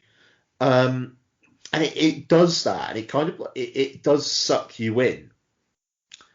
And then the second half, it's more, okay, there is a demon there, and blah, blah, blah, you know, and there's some jump scares, but it's interesting, like properly what feels anyway like authentic religious horror is quite rare. You know, I mean, if you're gonna have like a almost like Christian themed horror these days, it's going to be something. I say these days, it was like 20 years ago, but like Stigmata, or I don't know, like The Devil's Due or something, you know, something like that. Whereas this, it's actually taking quite a lot of these like what I assume are authentic Jewish concepts.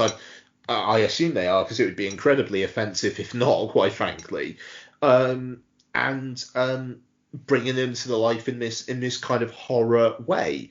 And I thought it was interesting. I'm not going to say it was like amazing or anything like that, but I thought it was interesting. It's got this ending which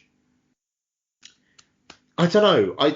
I wish more people had seen this film so that I could like talk about the ending, because it seems to be stating its purpose as kind of one thing, but then the final shot of the film, there's something in the background that then makes you think, oh shit, but is that what the message is? And if not, that's interesting. I'll leave it like that. But yeah, it was like I said, just interesting's the word. I thought it was creepy at points, not in others, but it felt authentic. And horror is often just a way of people trying to get something made because horror films sell. This felt like something from someone who actually wanted to tell a story using these concepts, and fair fucking play. You know, so the visual, it's on Netflix. I recommend it. We've hovered over it a few times, haven't we, Dex? We do love a religious horror, don't we? Yes, I think we'll get to that fairly imminently, won't we? Yeah. I'd like to get some thoughts on that ending. So yeah, what we'll do is we'll watch it this week, so that for next week it's still in your brain there, Ian. Okay, cool, great. That'd be good. I think it's like 84 minutes long as well. You know, it doesn't outstay the welcome.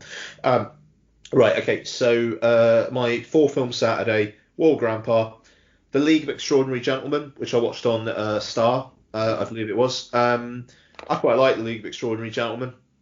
You know, it seemed to kill Sean Connery's enthusiasm for making films stone dead, and that's a shame, because I think he's good value in it.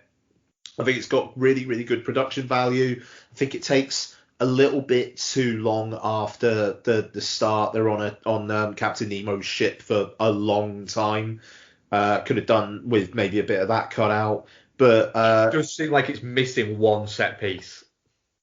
Yeah, I think that's fair. But yeah, I quite enjoyed it. I won't lie. It was a bit of a disaster when it came out, and I kind of think it's almost hard to see why. I don't think it's that bad. I think if it came out now, people would be like, yeah, that was quite interesting actually. So hey. Yeah, I never understood the hate behind it. It drags too much, but I never quite got why it got a panned as it did. Before moving on with the 4-film Saturday, I didn't put it on my letterboxd, but The Dig. I did watch The Dig. So I'm trying to watch every single feature-length Oscar and BAFTA nominated film, regardless of what category they've been nominated for. Before the ceremonies, BAFTA nominated The Dig for Best British Film. I quite like The Dig. I thought it was all right. Based on a real life story of a dig on a lady's property. She's played by Kerry Mulligan. Sorry, I feel like I'm rushing this, but do you guys have a time limit or anything, or can I slow down? No, slow down, mate. Yeah, okay, sorry. And you guys weren't. You guys haven't said for me to rush anything. I just felt like we're going long, but at the same time, long's good, isn't it? So yeah. All right. Sorry. Value for money. Yeah, there you go. And you guys go as long as you want as well. Okay, so I'll slow down a bit. So the dig. Yeah, so basically, this woman played by Carey Mulligan employs Ralph Fiennes as a excavator to kind of get a sense of whether there is anything to be found, not for riches or anything, but just out of a genuine interest. And it's based on a real life dig where they found essentially like an Anglo-Saxon Saxon ship and a shitload of finds, essentially. And yeah, I mean, I watched it on a Sunday. It was the most kind of like Sunday afternoon, evening film of all time. It's Ralph Fiennes and Carey Mulligan in a period drama about an archaeological dig. I mean, it's it looks good, but it does also look like it could be like an ITV prestige drama. Yeah, when I watched the trailer, I was a bit like, this looks a bit ITV Easter Sunday.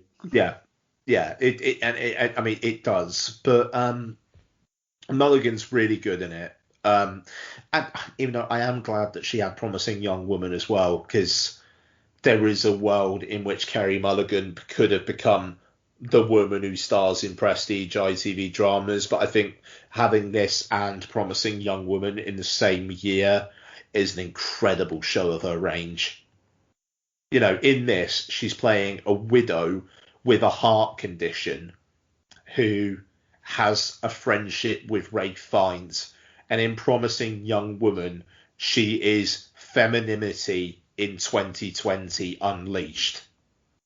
It's you could not be two more different roles, but I mean she's great in both. She's great in this.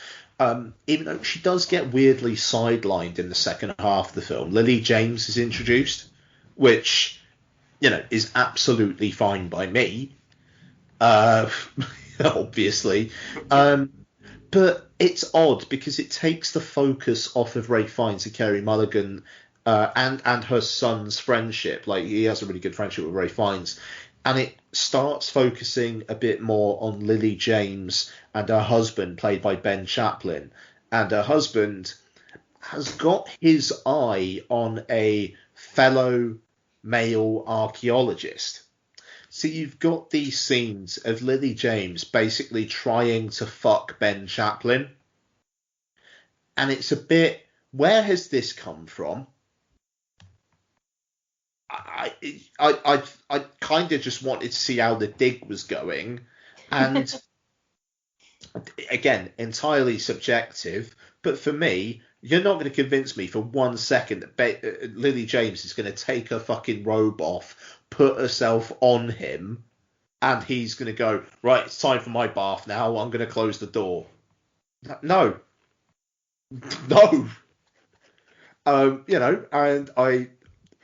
But like I say, that's subjective. That's not what I was coming to the dig for. I wasn't coming, I wanted a gentle, tea-timey drama with Ralph Fiennes and Carey Mulligan being friends. And then you're going to throw Johnny Flynn from Beast and Stardust, the David Bowie film, and the Tasty Debrief Man from the Cineworld adverts that you guys unfortunately never got to see. He's in it as Carey Mulligan's cousin, who then starts a bit of a will they, won't they with Lily James. And it's like, yeah, they will.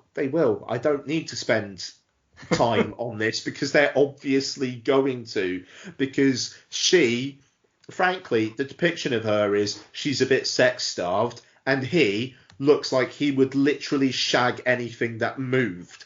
So, you know, and it almost feels like the producers were like, okay, like the Netflix people were like, okay, we see your Downton Abbeys and whatnot, and your ITV tea time dramas, absolutely fair enough. But hey, what kind of sex stuff can you give me? And it feels like they said, all right, we'll have a sexually repressed Lily James, fuck a sexually all over the shop Johnny Flynn. Is that good enough?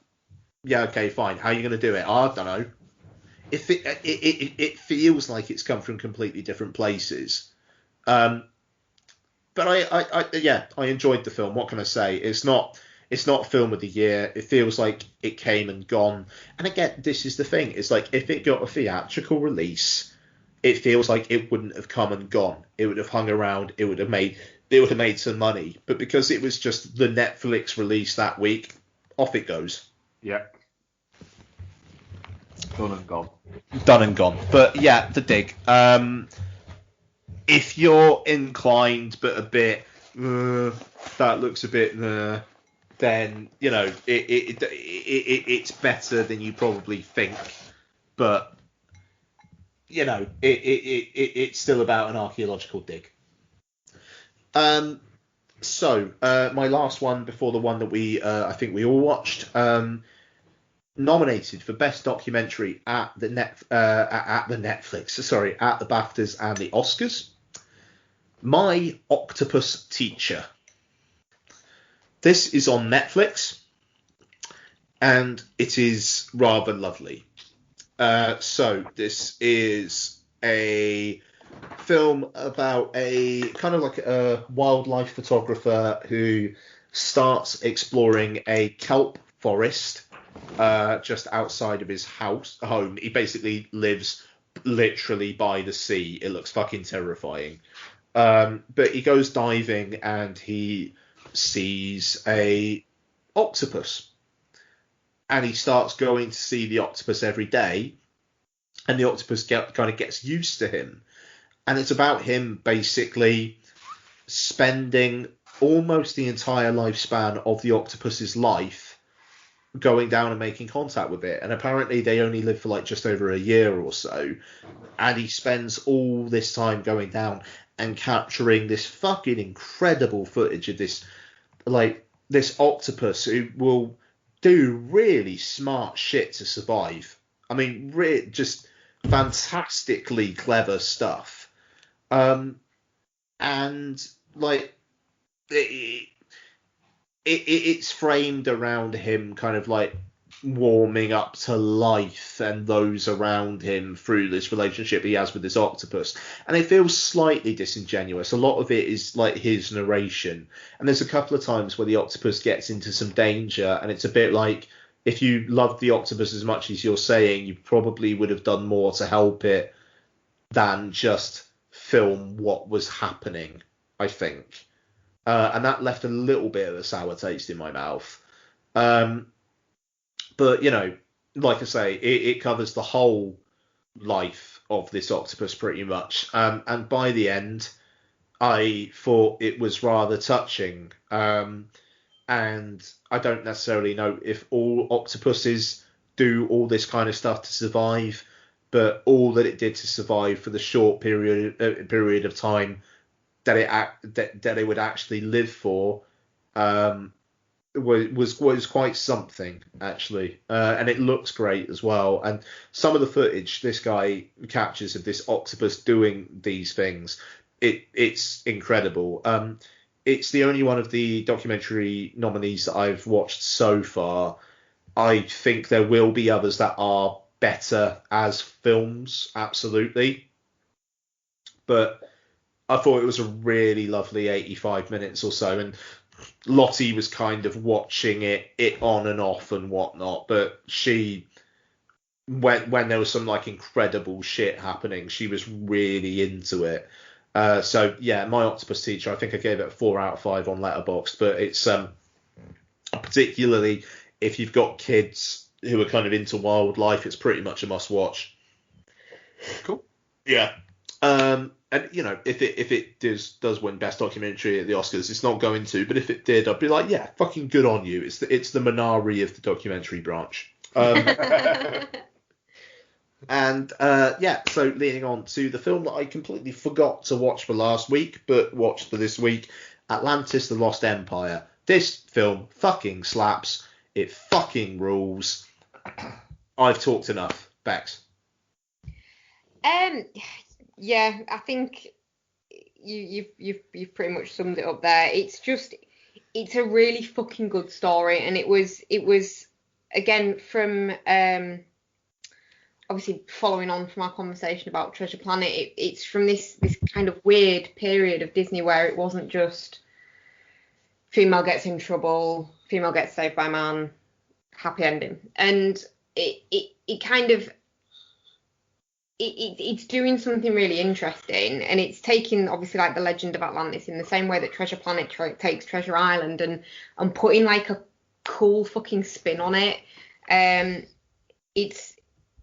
I really like the animation of this. I think it looks really good. I think they're borrowing from like European animation rather than sticking to American, or when they try and do more Asian animation. Yeah.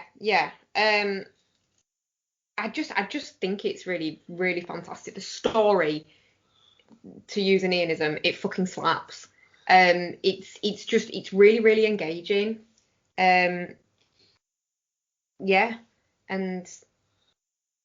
there's actual like real like the baddie dies, doesn't he? Like he gets. Oh yeah, he gets scraped with that thing and like kind of mutated and then chopped up.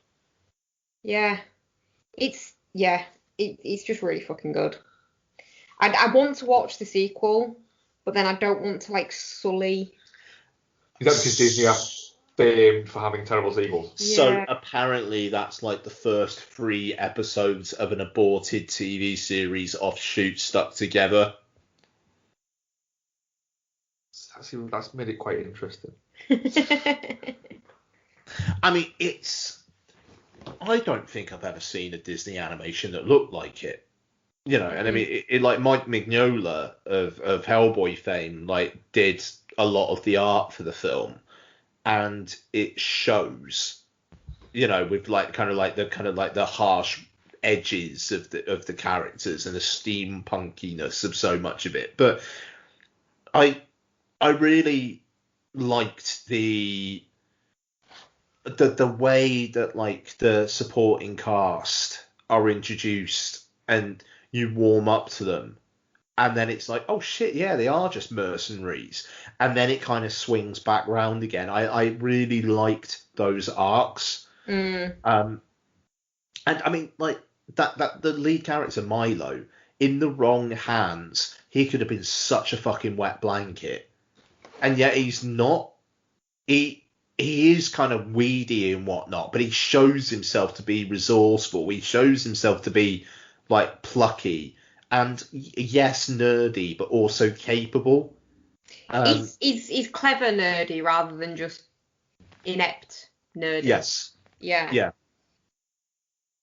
I was really quite taken with it actually. And also, I mean, like, it's got some really good blockbuster level action at the end there when they're all in those Atlantis kind of aircrafts and whatnot, you know, and you know, Milo battling the evil general, and I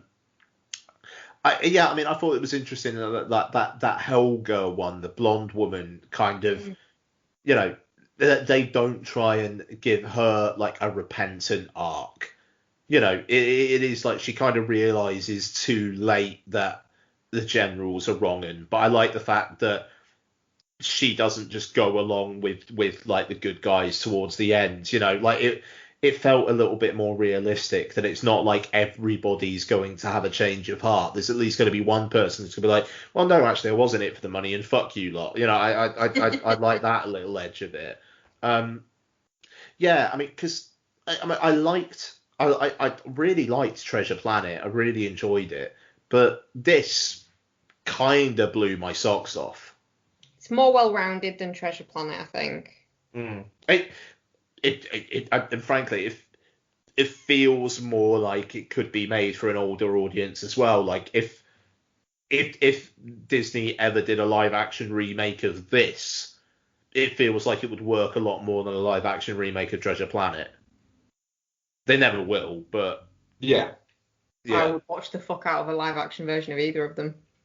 I mean, same, but yeah, I think it would work more for Atlantis. But James Cameron did it and called it Avatar because he just ripped it off. Yep, he did. He ripped off an awful lot of like cartoons. Yep. In that movie. Fern Gully plus Atlantis equals Avatar. Yep. What are your thoughts on it? Like Atlantis, I like it. I'm not. It's not within my wheelhouse as much as it is your guys. Is what I would say there. I enjoyed my time with it. I was fine with it, but it is. I prefer to watch stuff like this rather than the majority of anything else that Disney have done since probably The Princess and the Frog. But yeah, it's still not. It's not my bag. But I enjoyed it. What about Moana, Mark? What? Have you considered the coconut? I considered it. I put it back. You reject it? And I rejected it. Yeah. Oh, fuck you, coconut. It's what? Oh dear. Fair enough. Right, I'll do what I watched solo quickly. I rewatched, did some Disney Plussing.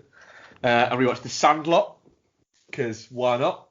Is that because I specifically made fun of you on Sunday and was like, yeah, you can pick a film that's not a cartoon, Mark, if you want, but not something like the fucking Sandlot kids. Yeah. Yeah. Yeah, it was that. Yeah. Was that your inspiration? My brain literally did full fucking rock eyebrow and went, The Sandlot. Yeah, so I watched that. It's great. It's a lot of fun. It's that level of kids movie, like something like War of the Grandparents, stuff like that was made to throw out during the kids' holidays and go, there you go, fucking enjoy this. Another one that was the same, Rookie of the Year, again on Disney Plus. Apart from a great term from Gary Busey in this one. The Rookie of the Year, the kid who has an accident that means his tendons fuse too hard in his arm, and it means that he can throw a ball incredibly fast, so the Chicago Cubs essentially recruit him, even though he's just like a kid. Starting my love affair with the Chicago Cubs, though, as a baseball team, and I have a Chicago Cubs cap. You do. But then Gary Busey is like the pitcher for the Chicago Cubs at the time, and at first you think that there's going to be a little bit of he's going to reject the kid and be like, fucking this kid coming in trying to take what is it? But it's the opposite. He just takes him under his wing and starts looking after him, and they form like a father-son bond there because obviously he's got no father because it's that type of movie. But yeah, it's a lot of fun. It's stupid, it's silly, but it's good, harmless fun. Also, to watch all these on the same day, because I was doing mundane tasks at work, so rather than having music on the background, I was having films on because what I was doing was literally my hands were moving, but I didn't need to be looking at what I was doing, kind of thing. So I could watch a movie whilst I was you're that good. Getting on this stuff. Because it's that unskilled. Could just take a compliment. It's not even as skilled as looking at a chicken's ass and going, there's some chicken balls, and then put it in a basket. It's quite a hard job. I was reading up actually earlier. It's really highly paid. Chicken sexing. I mean, you could just guess. But you're expected to do, I think what I was reading said you're expected to do 1,000 per hour. I couldn't send that many chickens to death. No. To be made into chicken feed. Chicken feed, Yeah. And reptile feed. That fucking terrifies me. Hang on, what? No. What, they kill the male ones and turn them into feed for other chickens? Yeah. Oh, no. They mulch them up. Yep. They gas them, and then they mulch them, and then they use the protein. Yeah. Never have I wanted to have my own chickens more. I swear When to I God, found I've just talked about chicken. She has just walked in and she was like, "What was that?" I'll mulch up some chickens for you. No, she. Right, girl, what's up? Sorry. And so I also watched Super Troopers, which I never thought would be on Disney Plus, but it is. Uh-huh. A movie that probably shouldn't hold up now, 20 years later. But it does. It's still funny. Is it problematic though? No. No. I don't think it is. It's mildly piss-takey about stuff. Yeah. But it all kind of works. The closest thing you will get for it is elements of finding police brutality amusing. Not a track anymore, would it? But it's not. It is just quite amusing. Like one of the. I'm guessing, Ian, have you seen Super Troopers? Oh, back in the day, mate. Not for a while, mind. Yeah. There's one specific scene of one of the guys who is clearly there just to poke fun at, who can't get around the concept of the fact that he keeps asking for a litre of cola at a fast food store. And they're going, a litre? We do like a large. And then the guy who worked fast food thing is literally just taking the piss out of this litre of cola thing. But yeah, it's still funny enough when it needs to be. I expected it to be a little more problematic than it actually was, going back to watch it. But no, it's still just quite funny. Right, Bex, we're going to ones what we've watched together. What the fuck what did that just say about D'Artagnan? Yeah, D'Artagnan. What were you reading about D'Artagnan for? I'll see if you can get the 4-hour movie cut into it. Can you? No. Oh. Release the 4-hour D'Artagnan cut. Yeah. That was the one that released in D'Artagnan was released in Japan, UK, Spain, but in France they cut it all into one big 4-hour long movie. I'd watch the shit out of that. I used to love D'Artagnan. But it was R-rated because of language. Was it? Do you remember D'Artagnan, Ian, or are you too young? I do indeed. Oh, I enjoyed it. Yeah, the French cut it into not like an R-rated. It was just dogs fucking rutting and everything. What? Hang on. What? But it was just like it was the political discourse that went along in it. The only reason I knew the names of the Musketeers was because of that fucking TV show. Same. Porto was the big fat grey dog, wasn't he? He was indeed. So I wonder if that's on anything. So stop trying to look for D'Artagnan. What is it? We watched Time Cop, didn't we, Vex? And whose suggestion was this? Is that on Netflix? It's on Prime. Prime. Yeah, okay. It's on Star. Why not Star? But wasn't it? No, Bex suggested this, that we watch this on Sunday morning with our pancakes.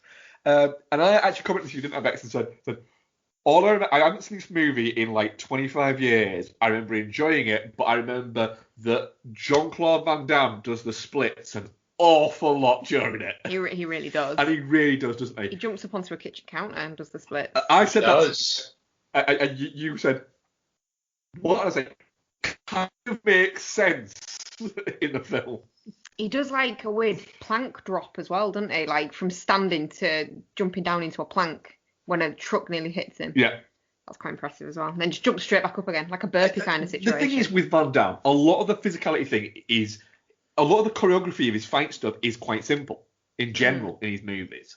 But it is his physical capabilities of the shit that he could do that made him more, that people were like, wow. But it's the physical capabilities of the shit that he could do that make you look at it now and go, oh, fucking hell, Jean-Claude, what are you doing? Why are you doing the splits on a kitchen counter? Because it made sense. It was about to get electrocuted. I mean, fair. People could have just, like, jumped up and sat. No! Because it wouldn't have worked like that. He could have fallen down. He knew that he needed to do the splits because then it would give him the ballast. Yeah. Yeah. It's really weird, actually, watching it. I've never seen Miyasara in anything else other than Legend. Yep. She just didn't seem to turn up in an awful lot, and then she's in this as a grown-up. Ferris Bueller. Yeah, I was going to say Ferris Bueller. Yeah. Fucking hell. Yeah. So, I never realised that. Yeah. Now you know. And knowing's half the battle. Knowing is half the battle. Yeah, Time Cop, produced by Sam Raimi. Nice. It's a good time though, to be fair. Yeah, we watched Cherry Falls with the most miscast virgin in a town ever. Brittany Murphy in it. It is indeed Brittany Murphy, yes. So yeah, we watched Cherry Falls, didn't we? So it's the story of a town where there becomes a serial killer who's targeting high school kids, but he's specifically targeting virgins. And the town is literally called Cherry Falls, which nobody in the film mentions and goes, isn't that weird? Well, the kids do play on it though, because they call the party the Poppy Cherry Ball, don't they? I don't think they've realised though No. on that one. No. Okay. Just because it's a general euphemism. Yeah, I think they would have called it your Cherry Falls, or something like that if they'd known. Cherries will fall. Cherries will fall. Yes. Yeah. So she plays. As I did, the whole thing about her is that she is a virgin and she's not wanting to. She's wanting to wait for the right time, isn't she? Yeah, she wants it to be special and romantic. So even when everyone else is having to fuck to not die, she still won't do it, will she? No. Apart from she just gets really horny in scenes, doesn't she? She does get quite horny. Yeah. Yeah. That one scene where she's like, yeah, fucking fuck me, yeah, bite it harder. Yeah. And then he's like, whoa. Whoa. She's like, right, fuck you then. And just leave. And you watched it going, Jesus, man. Grow some. Bite the girl's toe. Bite the fucking girl's toe. Yeah. But he doesn't, does he? No. Fucking wet end, didn't he? He wants her to do it because she wants to do it. She clearly wants to do it. Bite the bitch's toe. What's wrong with it? It was intended as part of a trashy horror double bill, wasn't it? But then we ended up not starting till late and then didn't double bill. What else will we go a bit on? Dead Silence. Dead Silence, yes. So, what's our next film, Becky? Our next one was Dead Silence. Dead Silence, yes. What's the next night instead? What do you think of Dead Silence, Becky? I really enjoyed it. Because you have seen it before. I don't remember it. No, you don't, dear. No. But you have seen it before. Yeah. It wasn't even that long ago that we watched it. Was it not? No, it was only a couple of years ago when we did like a big James Wan thing when one of the Conjuring movies came out. Yeah. Dead Silence. Sorry. Yeah. What? Did it come out before the Conjuring movies? Yeah, 2007. Yeah. No, sorry, no. What the fuck was I thinking of? Yeah, it totally did. It was like literally the film he did after Saw. Yeah. Sorry, guys, I've just had a brain fart. Then continue. Sorry, I'm ever so sorry. It's what you think of your rewatch, but in your brain a first watch. I really liked it. I was always going to really like this film. It is a film full of creepy fucking dolls and ghosts and shit. So yeah. It's great. I love the reveal at the end, though. I did not remember that at all, because obviously I didn't remember watching the film. But the fact that he's just a puppet that's being made by that lady. Oh, yeah. That's fucking great. And she's just controlling him and doing kind of like fake voice. And like hollowed him out. Yeah. It's ace. Yeah. But it's got Ryan Quanten in it. And I think I said to you when we were watching it, I really like Ryan Quanten's energy in stuff. He's just got this real wholesome himbo kind of vibe going on. The only issue he's never with it portrayed is as being particularly bright, but he's always quite lovely. It was really good in a film called Red Hill, was it? I think. Yeah, man. That played Fright Fest. Yeah, that was good. Yeah, he was really good in that, and it was a really good film. The only problem is he's a bit crap, isn't he? No, it's fine. I like him. He's pretty. I like Donnie Wahlberg playing the most obvious cop ever in it. But yeah, it's. What does he feel with constantly fucking trimming his beard as he's wandering around? I don't know. That's a weird choice. I was a bit bored, but it is the third time I've watched it. It's only the first time I've seen it. Yeah, so I was a bit bored, to be honest, is what I'll say on that. I really liked it. Dolls are fucking creepy as fuck. Another star entry. We watched 6 Days, 7 Nights, didn't we? Nice. Yeah. Grumpy Ford. Grumpy Ford, and Perky Hesh. She's quite perky. Yep. It's fun. It's 6 days, 7 nights. It was kind of one of those weird. It seemed to be everywhere when it came out, but then just was a bit of a disaster. But yeah, I enjoyed it. It's fun. It's kind of like a bit of an adventure romp to it. Yeah, I would put it in the same category as like a Fool's Gold. Yeah, it's similar to that, and it was around the time where the cast of Friends, where Friends had got popular enough to start casting the cast in it, and the cast was still trying to look at making it as movie stars, but it wasn't. It was just before essentially they could start going, look, I want $2 million an episode to continue fucking making this shit. Yeah.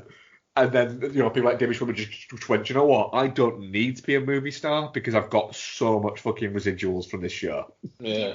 Now he's doing fucking adverts for shit. Because all of his ad money he gives to charities. Oh, fair play. Yeah. He has done since, all his endorsement stuff he has done since he was at Friends, he gives to charity. Fair enough. Fair play to him. He's not very good though, is he? David Schwimmer, I've always liked David Schwimmer as an actor, to be honest. Really? Yeah, I think he's quite. I think he's a lot better. I think when people go back and watch Friends and people are going, oh, he's the worst, and it's like, no, he's not actually. He's actually probably one of the best characters. Oh no, he's the worst character. He's the worst person. Actually, no, he's not. He's the second worst person, but he's one of the most. His character is often the central hub of everything that's going on. Yeah, so he's the worst. He's the worst character as a person. He's the second worst character as a person. You don't like Phoebe, do you? No, I think she's a fucking appalling person. Yeah, she's not great. I think that the original plan for her was that she wasn't going to be a part of the central cast, that she was going to be one that bit in and out. A satellite character. Yeah, but then it made more sense having 3 and 3 and everything like that, and they should have just not, because she's shit. Have you guys seen that?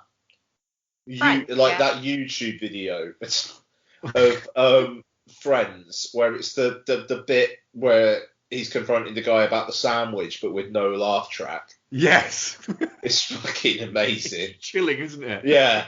It's like just the most unsettling fucking thing. Are we talking about the Thanksgiving sandwich with the moist maker? Yeah. No, I've not seen that. Have a look for it. It's presented just without laugh track, and it is just quite sinister. We rewatched the In-Betweeners movie, didn't we?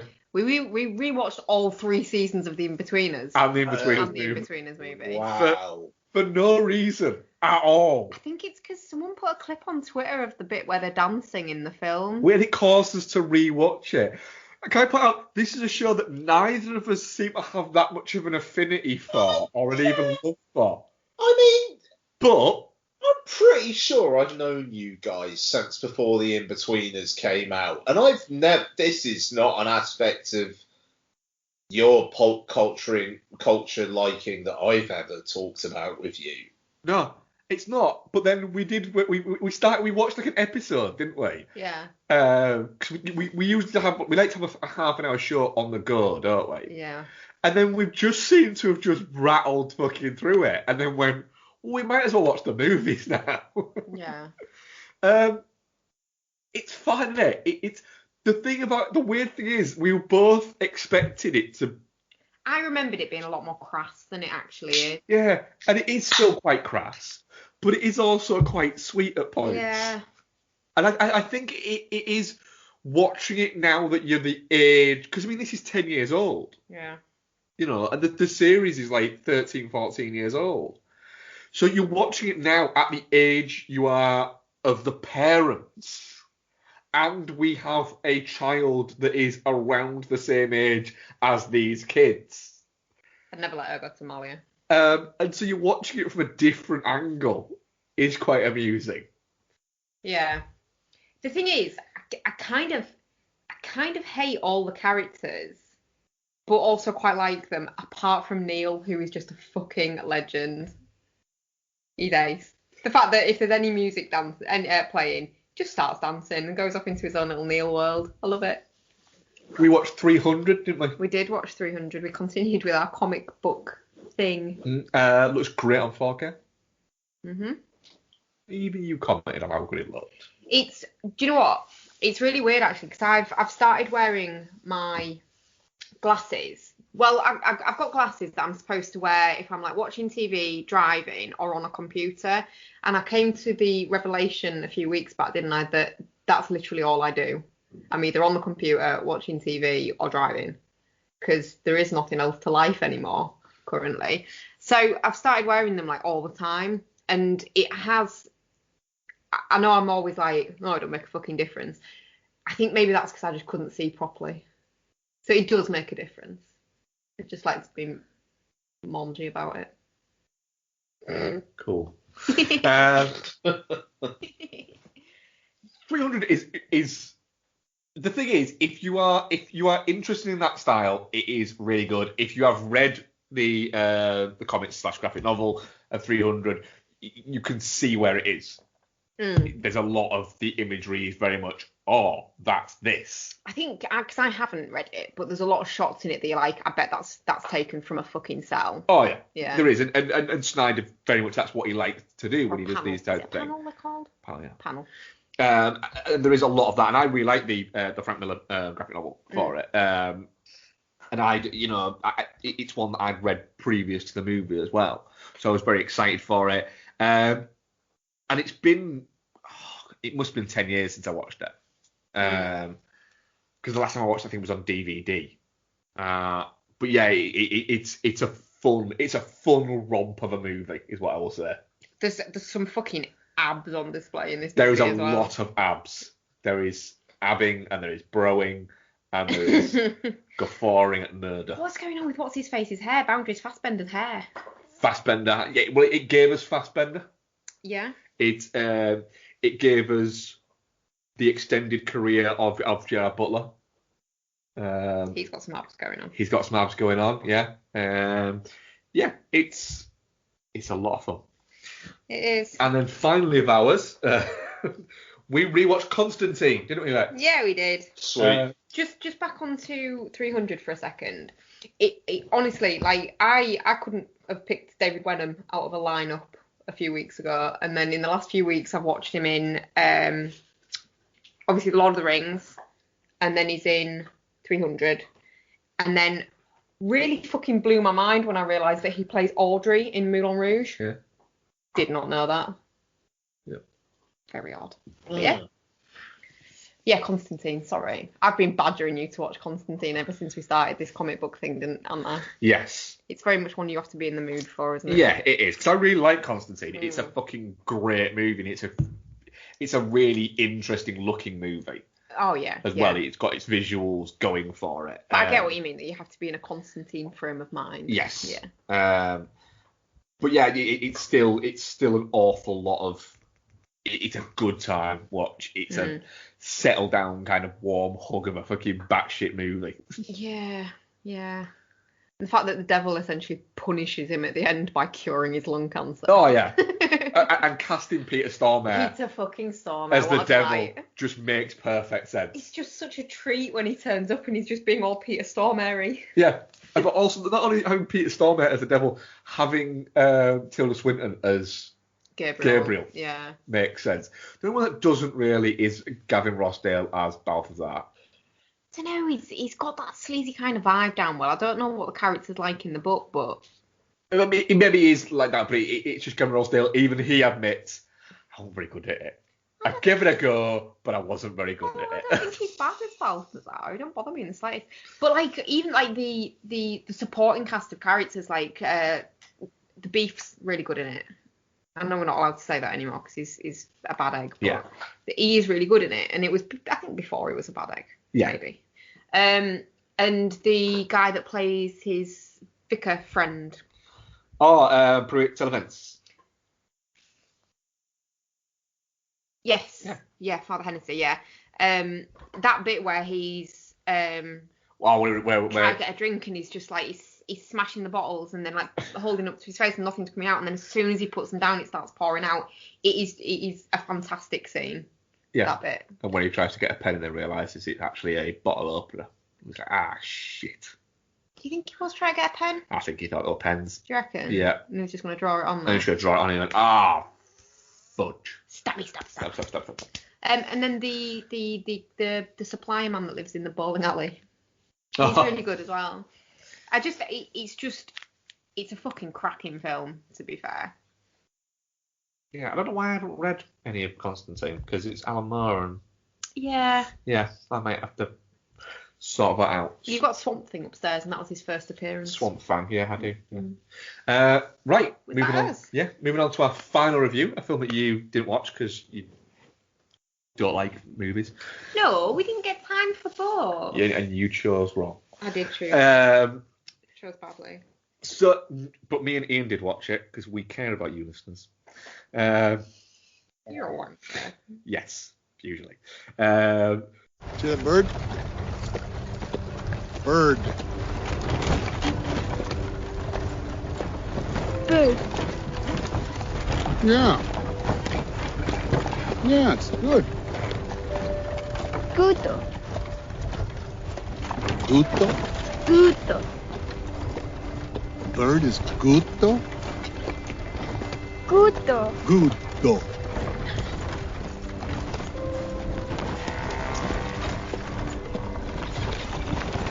Congo pin. Buffalo. Since you're so smart. Prickly pear cactus. Pear cactus. And there's juniper out there. And there's some sage. Seiya. Sage? Seiya. Sage. Yeah. That's right. It smells good. Good. Yeah. So, what else can you teach me? So, News of the World is directed by Paul Greengrass, something that I found out after Ian had watched it and said it was quite good, and then looked at it and went, holy shit, is it Paul Greengrass? And stars Tom Hanks, Helen Zengel, Bill Camp, and other people are in it as well. What is it about? A Civil War veteran agrees to deliver a girl taken by the Kiowa people years ago to her aunt and uncle against her will. They travel hundreds of miles and face grave dangers as they search for a place that either can call home. Not quite what it's about. Okay. But, Ian, News of the World. Did it surprise you, this movie? Fuck yeah. Fuck yeah. Fuck yeah. Fuck yeah. I mean, so this is... Another quick question, just before you continue, because it's another... would you have an issue with James Newton Howard and Dariusz Wolski winning Academy Awards for this movie? No, I wouldn't at all. Oh, sorry. My word. This has been on Netflix for about 6 weeks now, and it's interesting because I haven't even seen the one bit of marketing I'd seen for this film was Tom Hanks on Graham Norton, like in December maybe, where there was just like a 30-second clip of this film. And again, linking back to almost like the topic of the show, how it's all content. There'd been like fuck all marketing for News of the World, you know, and from a UK side, because like Netflix bought it, and Netflix don't really seem to pimp stuff that well, especially not if it's like a worldwide Netflix film. If they've just bought it in territories, they don't really seem to crow about this stuff. So I just had it in my head for no reason whatsoever that it was going to be eating your vegetables. Yeah. And it's really not. This film is emotionally very fulfilling. It's got some good tense shit going on when it needs to. And it's also, you know, when you the synopsis of it, where it's like he goes around telling people what's happening in the world. Great. So it's the postman. Yeah. And this movie is. I love The Postman. This movie is not The Postman. No, it's not The Postman. I mean, The Postman has its charms. Don't get me wrong, but it's closer to Hostiles than it is The Postman. Yeah.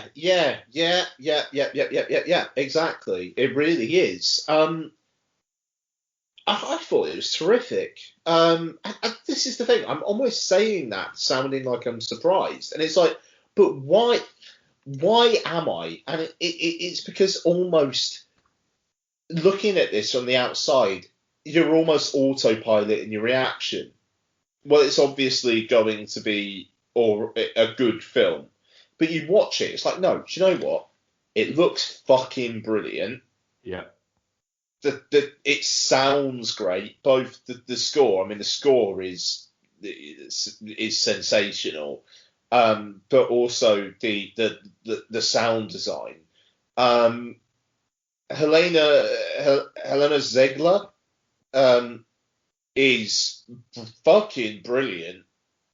Tom Hanks, dependably good, but in that way where it's like, okay, well, it's Tom Hanks, so he's good, so yeah, of course he is, and we don't need to nominate him because he's good. Nah, you should probably give him the fucking nomination anyway because he's really fucking good in this. You know, if you're not gonna if you're gonna give Stephen Ewan a nomination, fair enough. Gary Oldman is as autopilot as he ever has been in Mank. Yeah. Slot Tom Hanks in there. Yeah, this is a better performance. I Gary Oldman Oldman in Mank. Yeah, I better. Yeah, Gary Oldman in Mank is good. Tom Hanks is better. News of the World is a film that 20 years ago would be the front runner for Best Picture. Yeah, but in saying that, I do think that. I'm sorry to jump in, but A, shit poster. Yeah, terrible poster. B, shit title. Yes, also terrible title. I believe it's based on a novel. Yeah, change it. Change the name. What is it? Call it something else. Yeah, I mean it's the thing. The thing is, the film is caught in a halfway house where Universal don't want to give up everything of the film, so they don't sell it to Netflix completely, and they also sold it to Netflix quite late. I think it was like November, December they announced that. Whereas, if this was with Netflix all the way through awards season, I think they would have been backing this horse over some others. Yeah, and it's a real shame. It's the kind of film that, on the face of it, is geared for Oscar, but in the execution, it's like, yeah, but it deserves that. It's not Oscar bait. It's a film that really deserves recognition.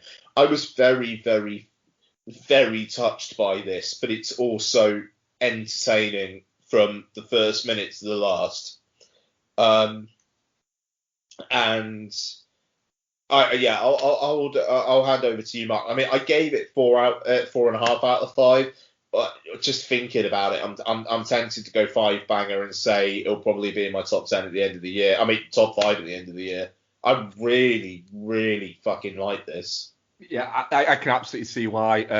From the open outset, whereby it gets it gets its story set out really quite quickly, which I liked about it because it's I mean it's thunders on at 2 hours long, but the opening bit of him literally reading the news to people.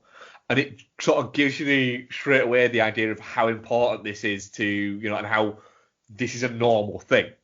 This is how people got their news in a way. That works out quite well. And then it has that gut punch of, when he comes across the hanging body. And you go, oh, okay.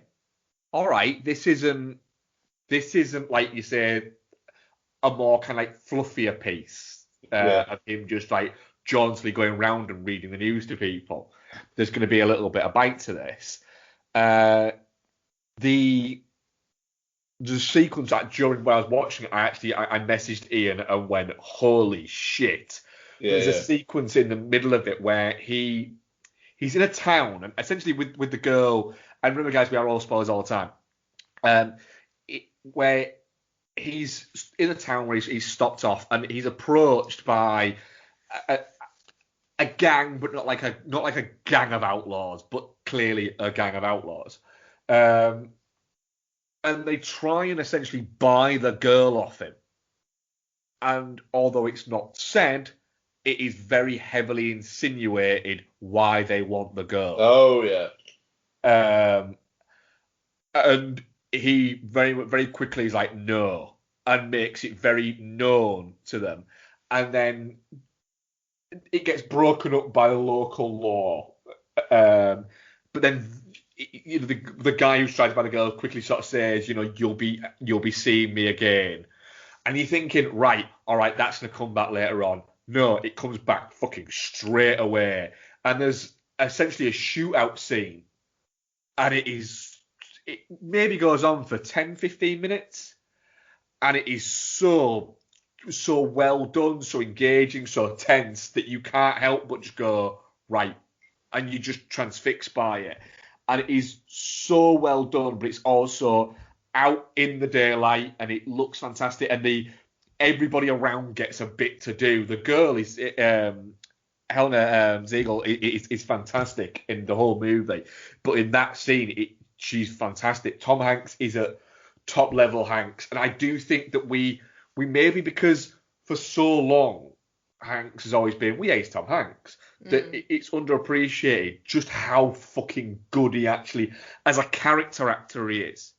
Because Tom Hanks is seen as, he's Tom Hanks, but it's easy to forget that he's a character actor. Yeah. Who just happens to have won 2 fucking Oscars back to back for movies that made a shitload of money.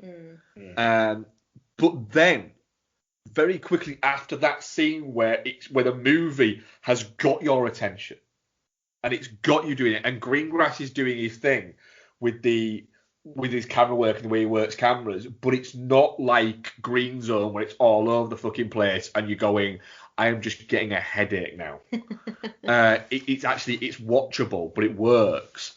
And it reminds you that at one point Greengrass could have been the heir to Michael Mann. Right. They both come from a news documentary background. They both worked for Granada at one point. And then you get that within this there. But then after that, where you're there going, holy shit, that was fucking intense. It gives you one of the big fucking emotional moments in the movie where the girl is interacting with Hanks because she can't speak English. Right. And they're talking and they're pointing stuff out, and then she has this moment where she sees something and he realizes that she's remembering something that she has been buried deep down, and he's like, no. And it's her reaction and his reaction to it is absolutely just heartbreaking to how he realizes what she's remembering. Right. And then you've got I won't give away too much of the ending because I think you should watch it. I think everyone who's listening should watch it. Yeah. But there's a moment where they're reunited at the end, where as a viewer you go, oh fucking hell, at what's been done to her. And it's not even that bad what's been done to her.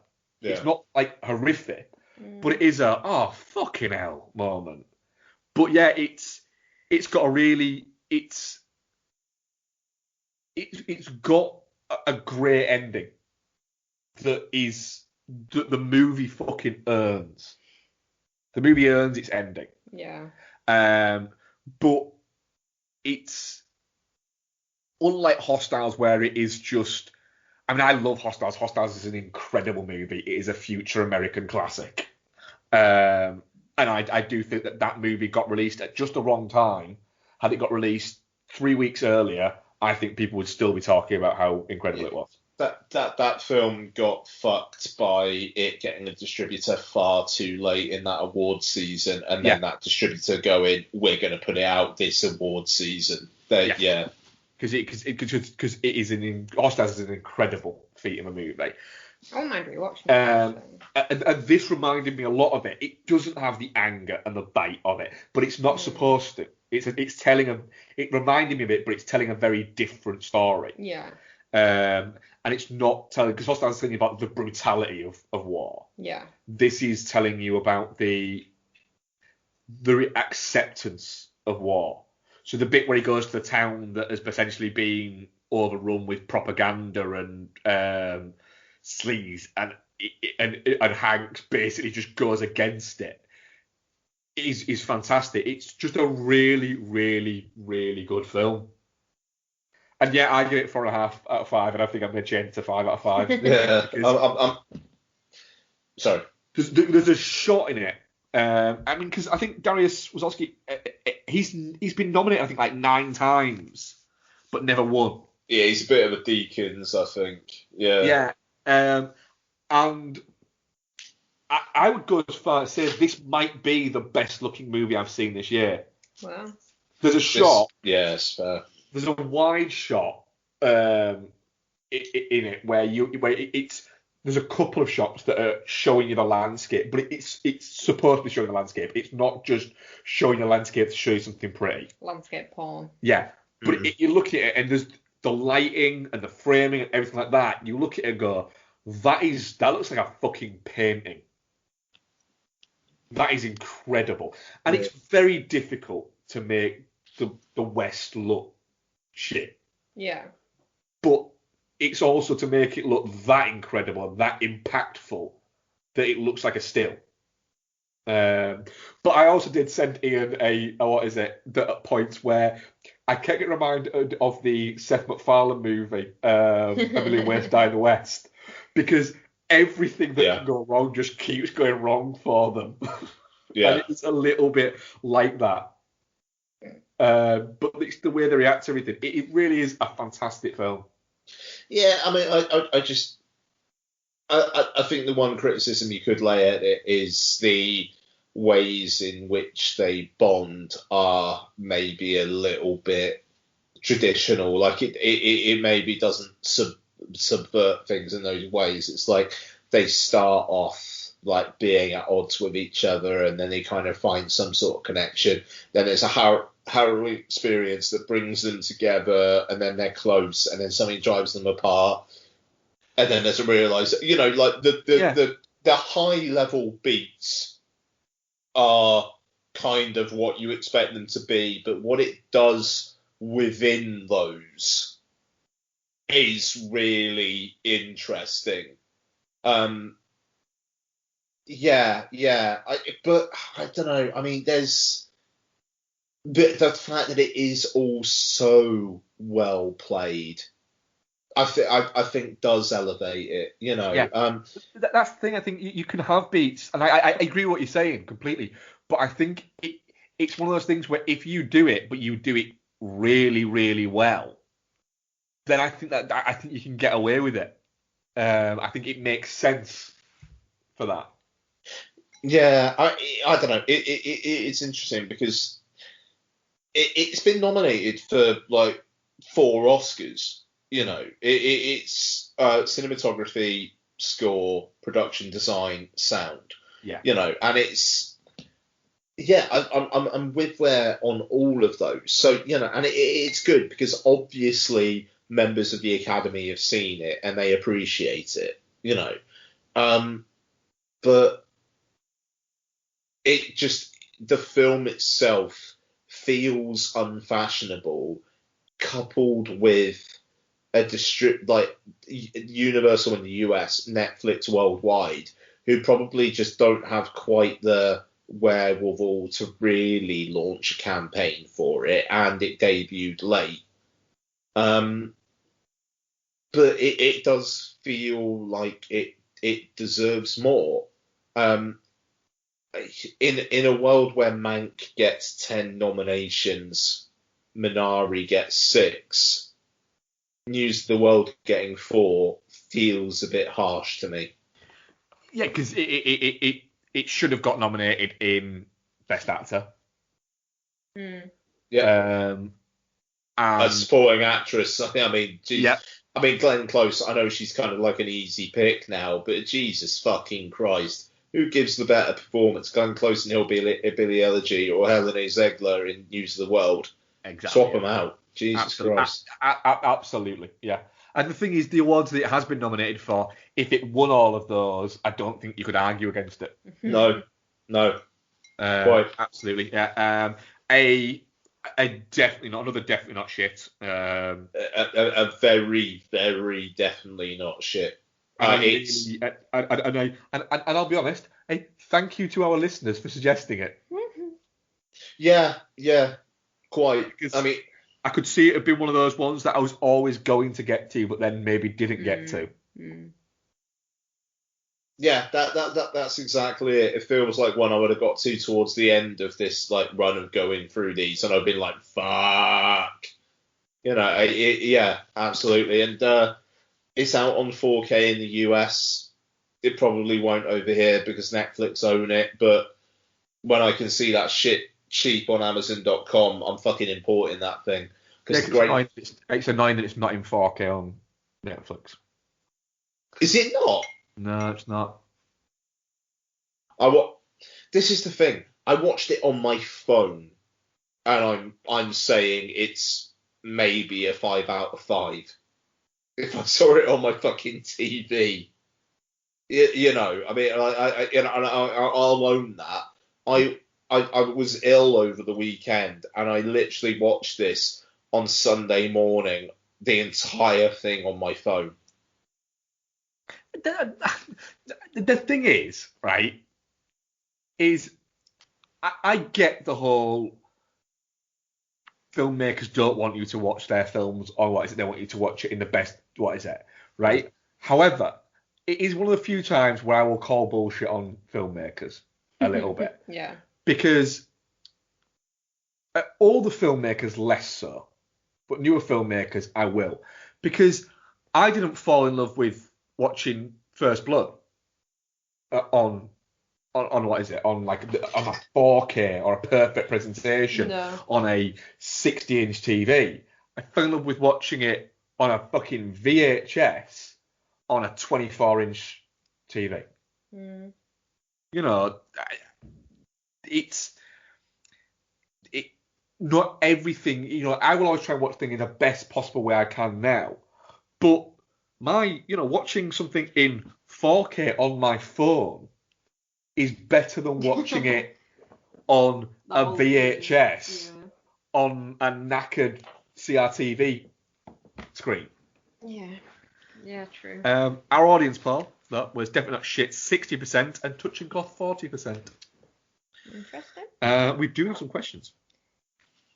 I haven't seen any of these. Lay them on me. There's 2. So first one, Rick Kidd at Rick Chicken. Will Tom Hanks be remembered as one of the all-time greats? If so, which of his roles will be remembered as the standout highlights? I suppose it depends what audience you're talking about. I think he will be remembered as one of the all-time greats. Yeah. He will, yeah. The ones that he will be remembered for are going to be Forrest Gump and Saving Private Ryan. Yeah. Saving Private Ryan's a fair shout, though. He's really good in that. The ones that I will remember him for Burbs. will be The Burbs, Joe versus the Volcano, and Saving Private Ryan. But I think you could also throw in Big into there as one of the ones he'll be remembered for. Yeah. I mean, in terms of his acting, I mean, I only watched it for the first time last year, but Philadelphia, yeah, he is fucking incredible in that. The Robert Langdon movies. Well, of course, yeah, he'll always hold a place in our heart for his Robert Langdon movies. Yeah. Road Expeditions. Shout as well. Great. Well, one thing I always thought was really amusing was when Road Expedition came out, it was like, oh, Tom Hanks is in a serious role. It's like, have you not fucking seen Philadelphia, knobheads? I'm glad that he's not like the rom-com king kind of thing with Sleepless in Seattle, and I think there was Sleepless in Seattle's a good movie. Yeah, but he's better than that. Oh, fucking Turner and Hooch. That is a heartbreaking movie. I bet that's on Star. Never going to watch Turner and Hooch. Nope. Oh, a trigger warning. Yep. We have an Instagram question. God, it is on Star. Fucking told you. Fucking putting that in our watch list. So we have an Instagram question. Oh. Wow. Yeah. Wow, how exciting. From Jordan McGrath. Oh, wow. He asks, what is your favourite dessert? Oh. A tub of Ben and Jerry's caramel choo choo, dude. I'm not gonna lie. It's what? Tub of Ben and Jerry's caramel choo choo. I'm particularly fond of an Eton mess. I like an Eton mess, but I don't think I could say it's my favourite. Because, no, it's not my favourite. Because it's way too Tory. It's literally called Eton mess. I mean, give me a fucking Viennetta. Tiramisu. Yeah, oh yeah, you're a tiramisu fan, aren't you? Oh, creme brulee.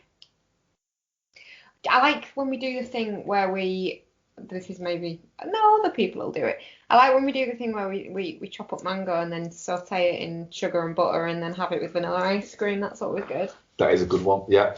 I'm a fan of a cold apple pie. You do love a cold apple pie. You're a bit of a freak, aren't you? Especially if it's a bit soggy.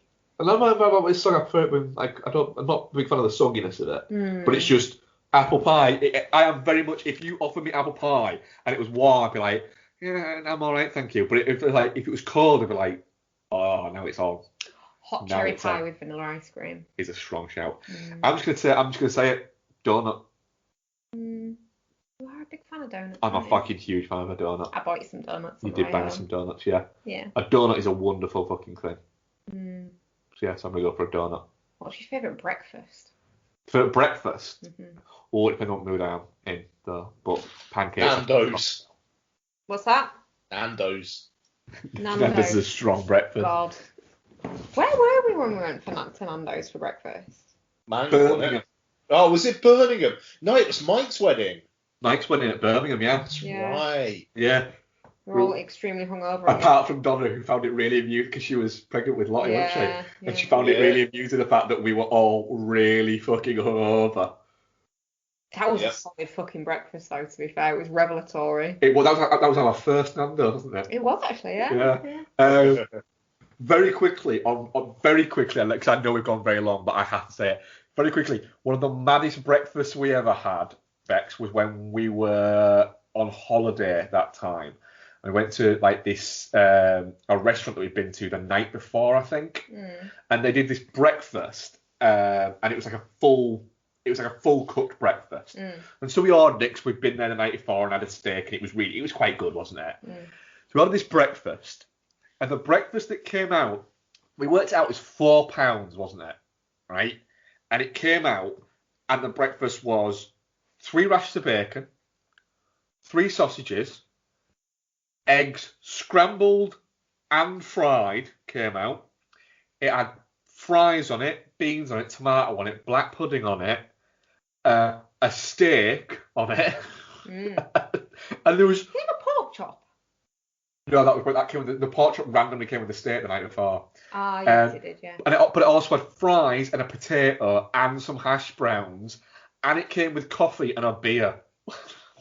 I reckon I could still smash that. And it was £4, and it was all really fucking good. God, do you remember when we went to? Is it when we went to Turkey or Benidorm? And you ordered something with garlic, something that came with garlic. That was Turkey. Yeah, and it was like. That was Turkey. It's literally a bowl of yogurt, wasn't it, with raw crushed garlic just sprinkled over the top. And it wasn't even like Greek yogurt or anything like that, was it? No. What flavour yogurt was it, Becky? It was like vanilla yogurt, wasn't it? That was strawberry. Was it strawberry? It was strawberry yogurt. It wasn't. No, it wasn't. It was strawberry yogurt with some crushed up garlic in it and 2 things of tomato. I think they were taking the piss out of me. Was it Turkey we went to and they kept laughing at your name as well? Yeah. Also, again, the last one that I promise we'll finish this show. So have you ever been on, Ian, you've been on holiday a lot. Have you ever been somewhere that has like a tips jar that is like just like a big bottle Sure. So we're sat in this restaurant was this Turkey or was this somewhere in Spain? Our holiday we went, I think it was somewhere in Spain because we were a little bit older.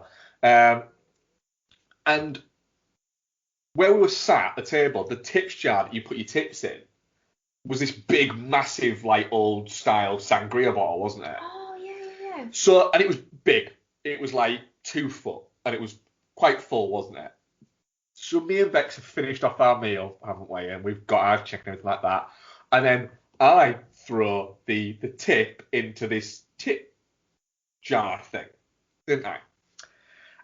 And the bottle cracked, didn't it? Did you?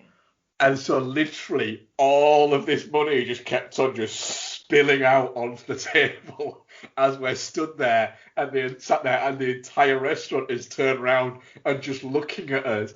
And every time it stopped and we went to get up to leave, as we got up, more just started pouring out onto the table. God. And it was just it was like never ending. I know it's something that goes on for just way too long. It went on for what seemed like an hour. Do you remember that bar we went to? That Joker's bar it was called, wasn't it, in Benidorm? And the lady outside gave us a flyer for a free. It was buy one get one free on drinks, and you got a free shot for every drink you bought. And I well confused the barmaid. And the barmaid got really confused, so she gave us our drinks that we paid for. Then she gave us our free one, and she was like, "Oh, you've got 2 drinks, so you get 2 free drinks." So she gave us 2 more drinks. Then she's like, "Oh, you get a shot with your drink." Gave us 4 shots to go with our 4 drinks. Yeah. So literally, we got hammered real cheap that first day. Yeah, we literally, I imagine like a tray just full of apple sours. Yeah, okay. It was something really fucking strong. The shots were apple sours. I'm sure they were. It was messy. It was messy. It was good. Was that the night Macca decided to go on the children's play equipment, or was that later in the week? That was that night. Yeah. That was. So along the beach there was just like kids play equipment just there, and yeah, one of our friends got stuck on a slide because his ass was too big to go through the top of it. Yeah, pretty sweet. It was good. Left him there.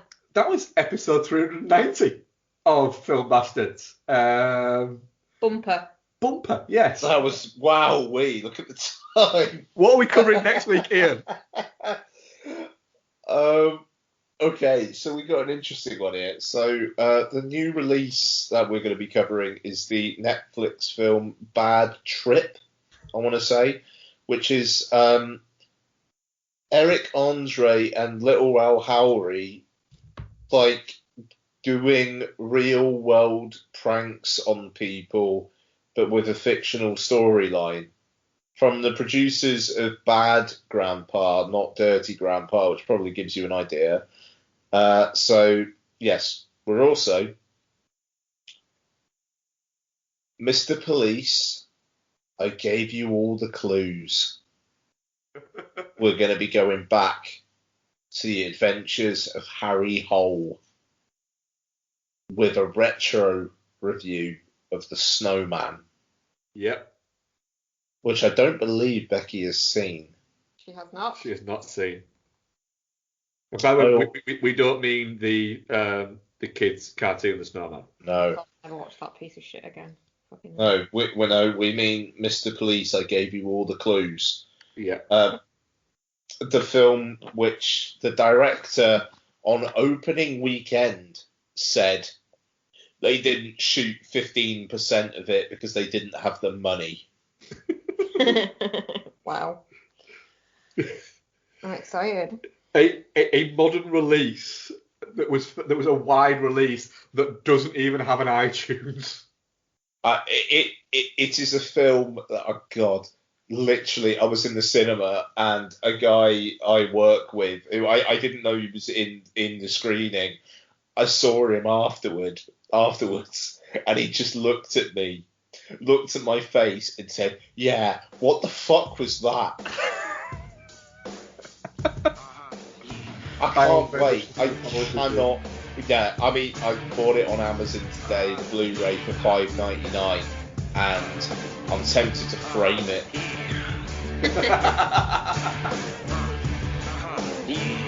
Well, that is what we're covering next week. Thank you for joining me, Rebecca.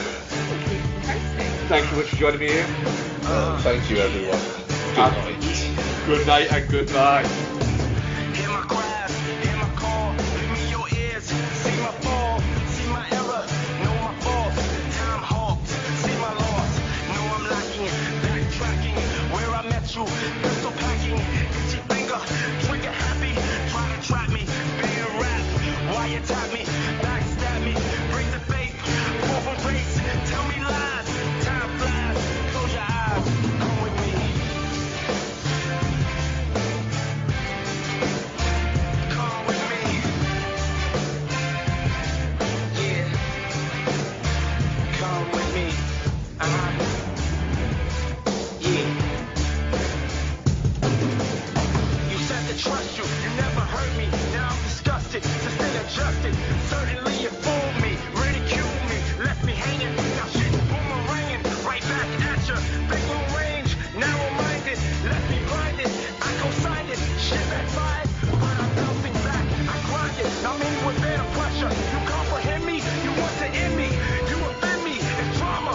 Feel the trauma. Come with me. Yeah. Come with me. Don't be afraid. Yeah. Come with me.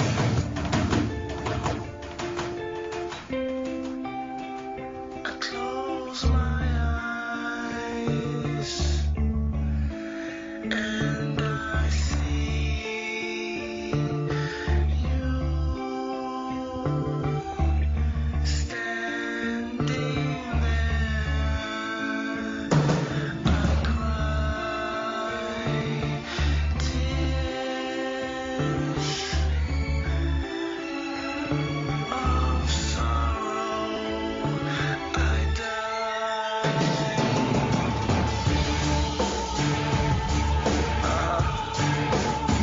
Yeah. Fuck my enemies, fuck my foes, damn these hoes, you're stepping on my toes. Back up off me, take your hands off me, give me room to breathe. I'm not hearing it, I'm not fearing it, I'm up to my ears in it. Bullshit, I'm destructive, some women find that seductive, some say it's lunacy. Reluctantly, I've been moving on, I ignore you, sorry if I bore you, I neglect you, don't mean to disrespect you, can't you see? I love you dearly, and not sincerely, but you annoy me, you can't avoid me, I'm here to stay, forever and ever, in a day that's never, I can't let you go, I can't forget it, why you did it, I won't permit it, I won't quit it, I wanna fight you, I fucking bite you, can't stand nobody like you, you can't run, you can't hide, no surprise, close your eyes, come with me, yeah, come with me.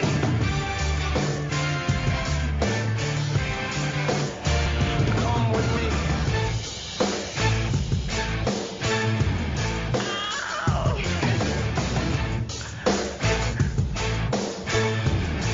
Yeah, I like this. Come on.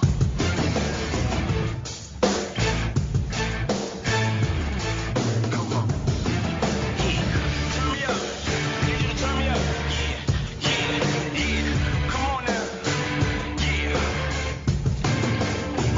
Hear my cries, hear my call, let me your ears. You ready now? Come on, check this out. Hear my cries, hear my call, let me your ears. I wanna get this right, baby. Hear my cries, hear my call, let me your ears. See my fall, see my errors, know my faults, time halts, see my loss, know I'm lacking, backtracking, where I met you, pistol packing, itchy finger, trigger happy, try to trap me, being rap, why you tap me, backstab me, break the faith, fall from grace, tell me lies, time flies, close your eyes, come with me, come with me, come with me, come with me, come with me, come with me, come with me, come with me, come with me. I'ma take it with me. I wanna fight you, I fucking fight you, can't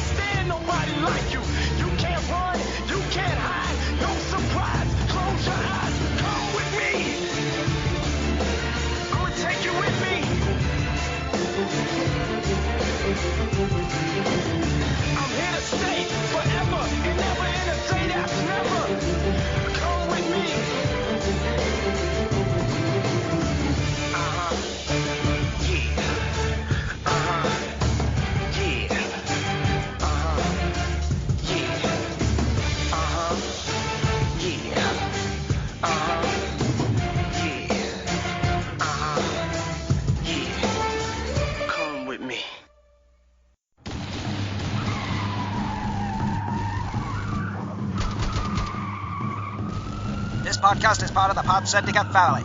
For more criminally compelling shows, articles, and conversations, head to wearepodsyndicate.com.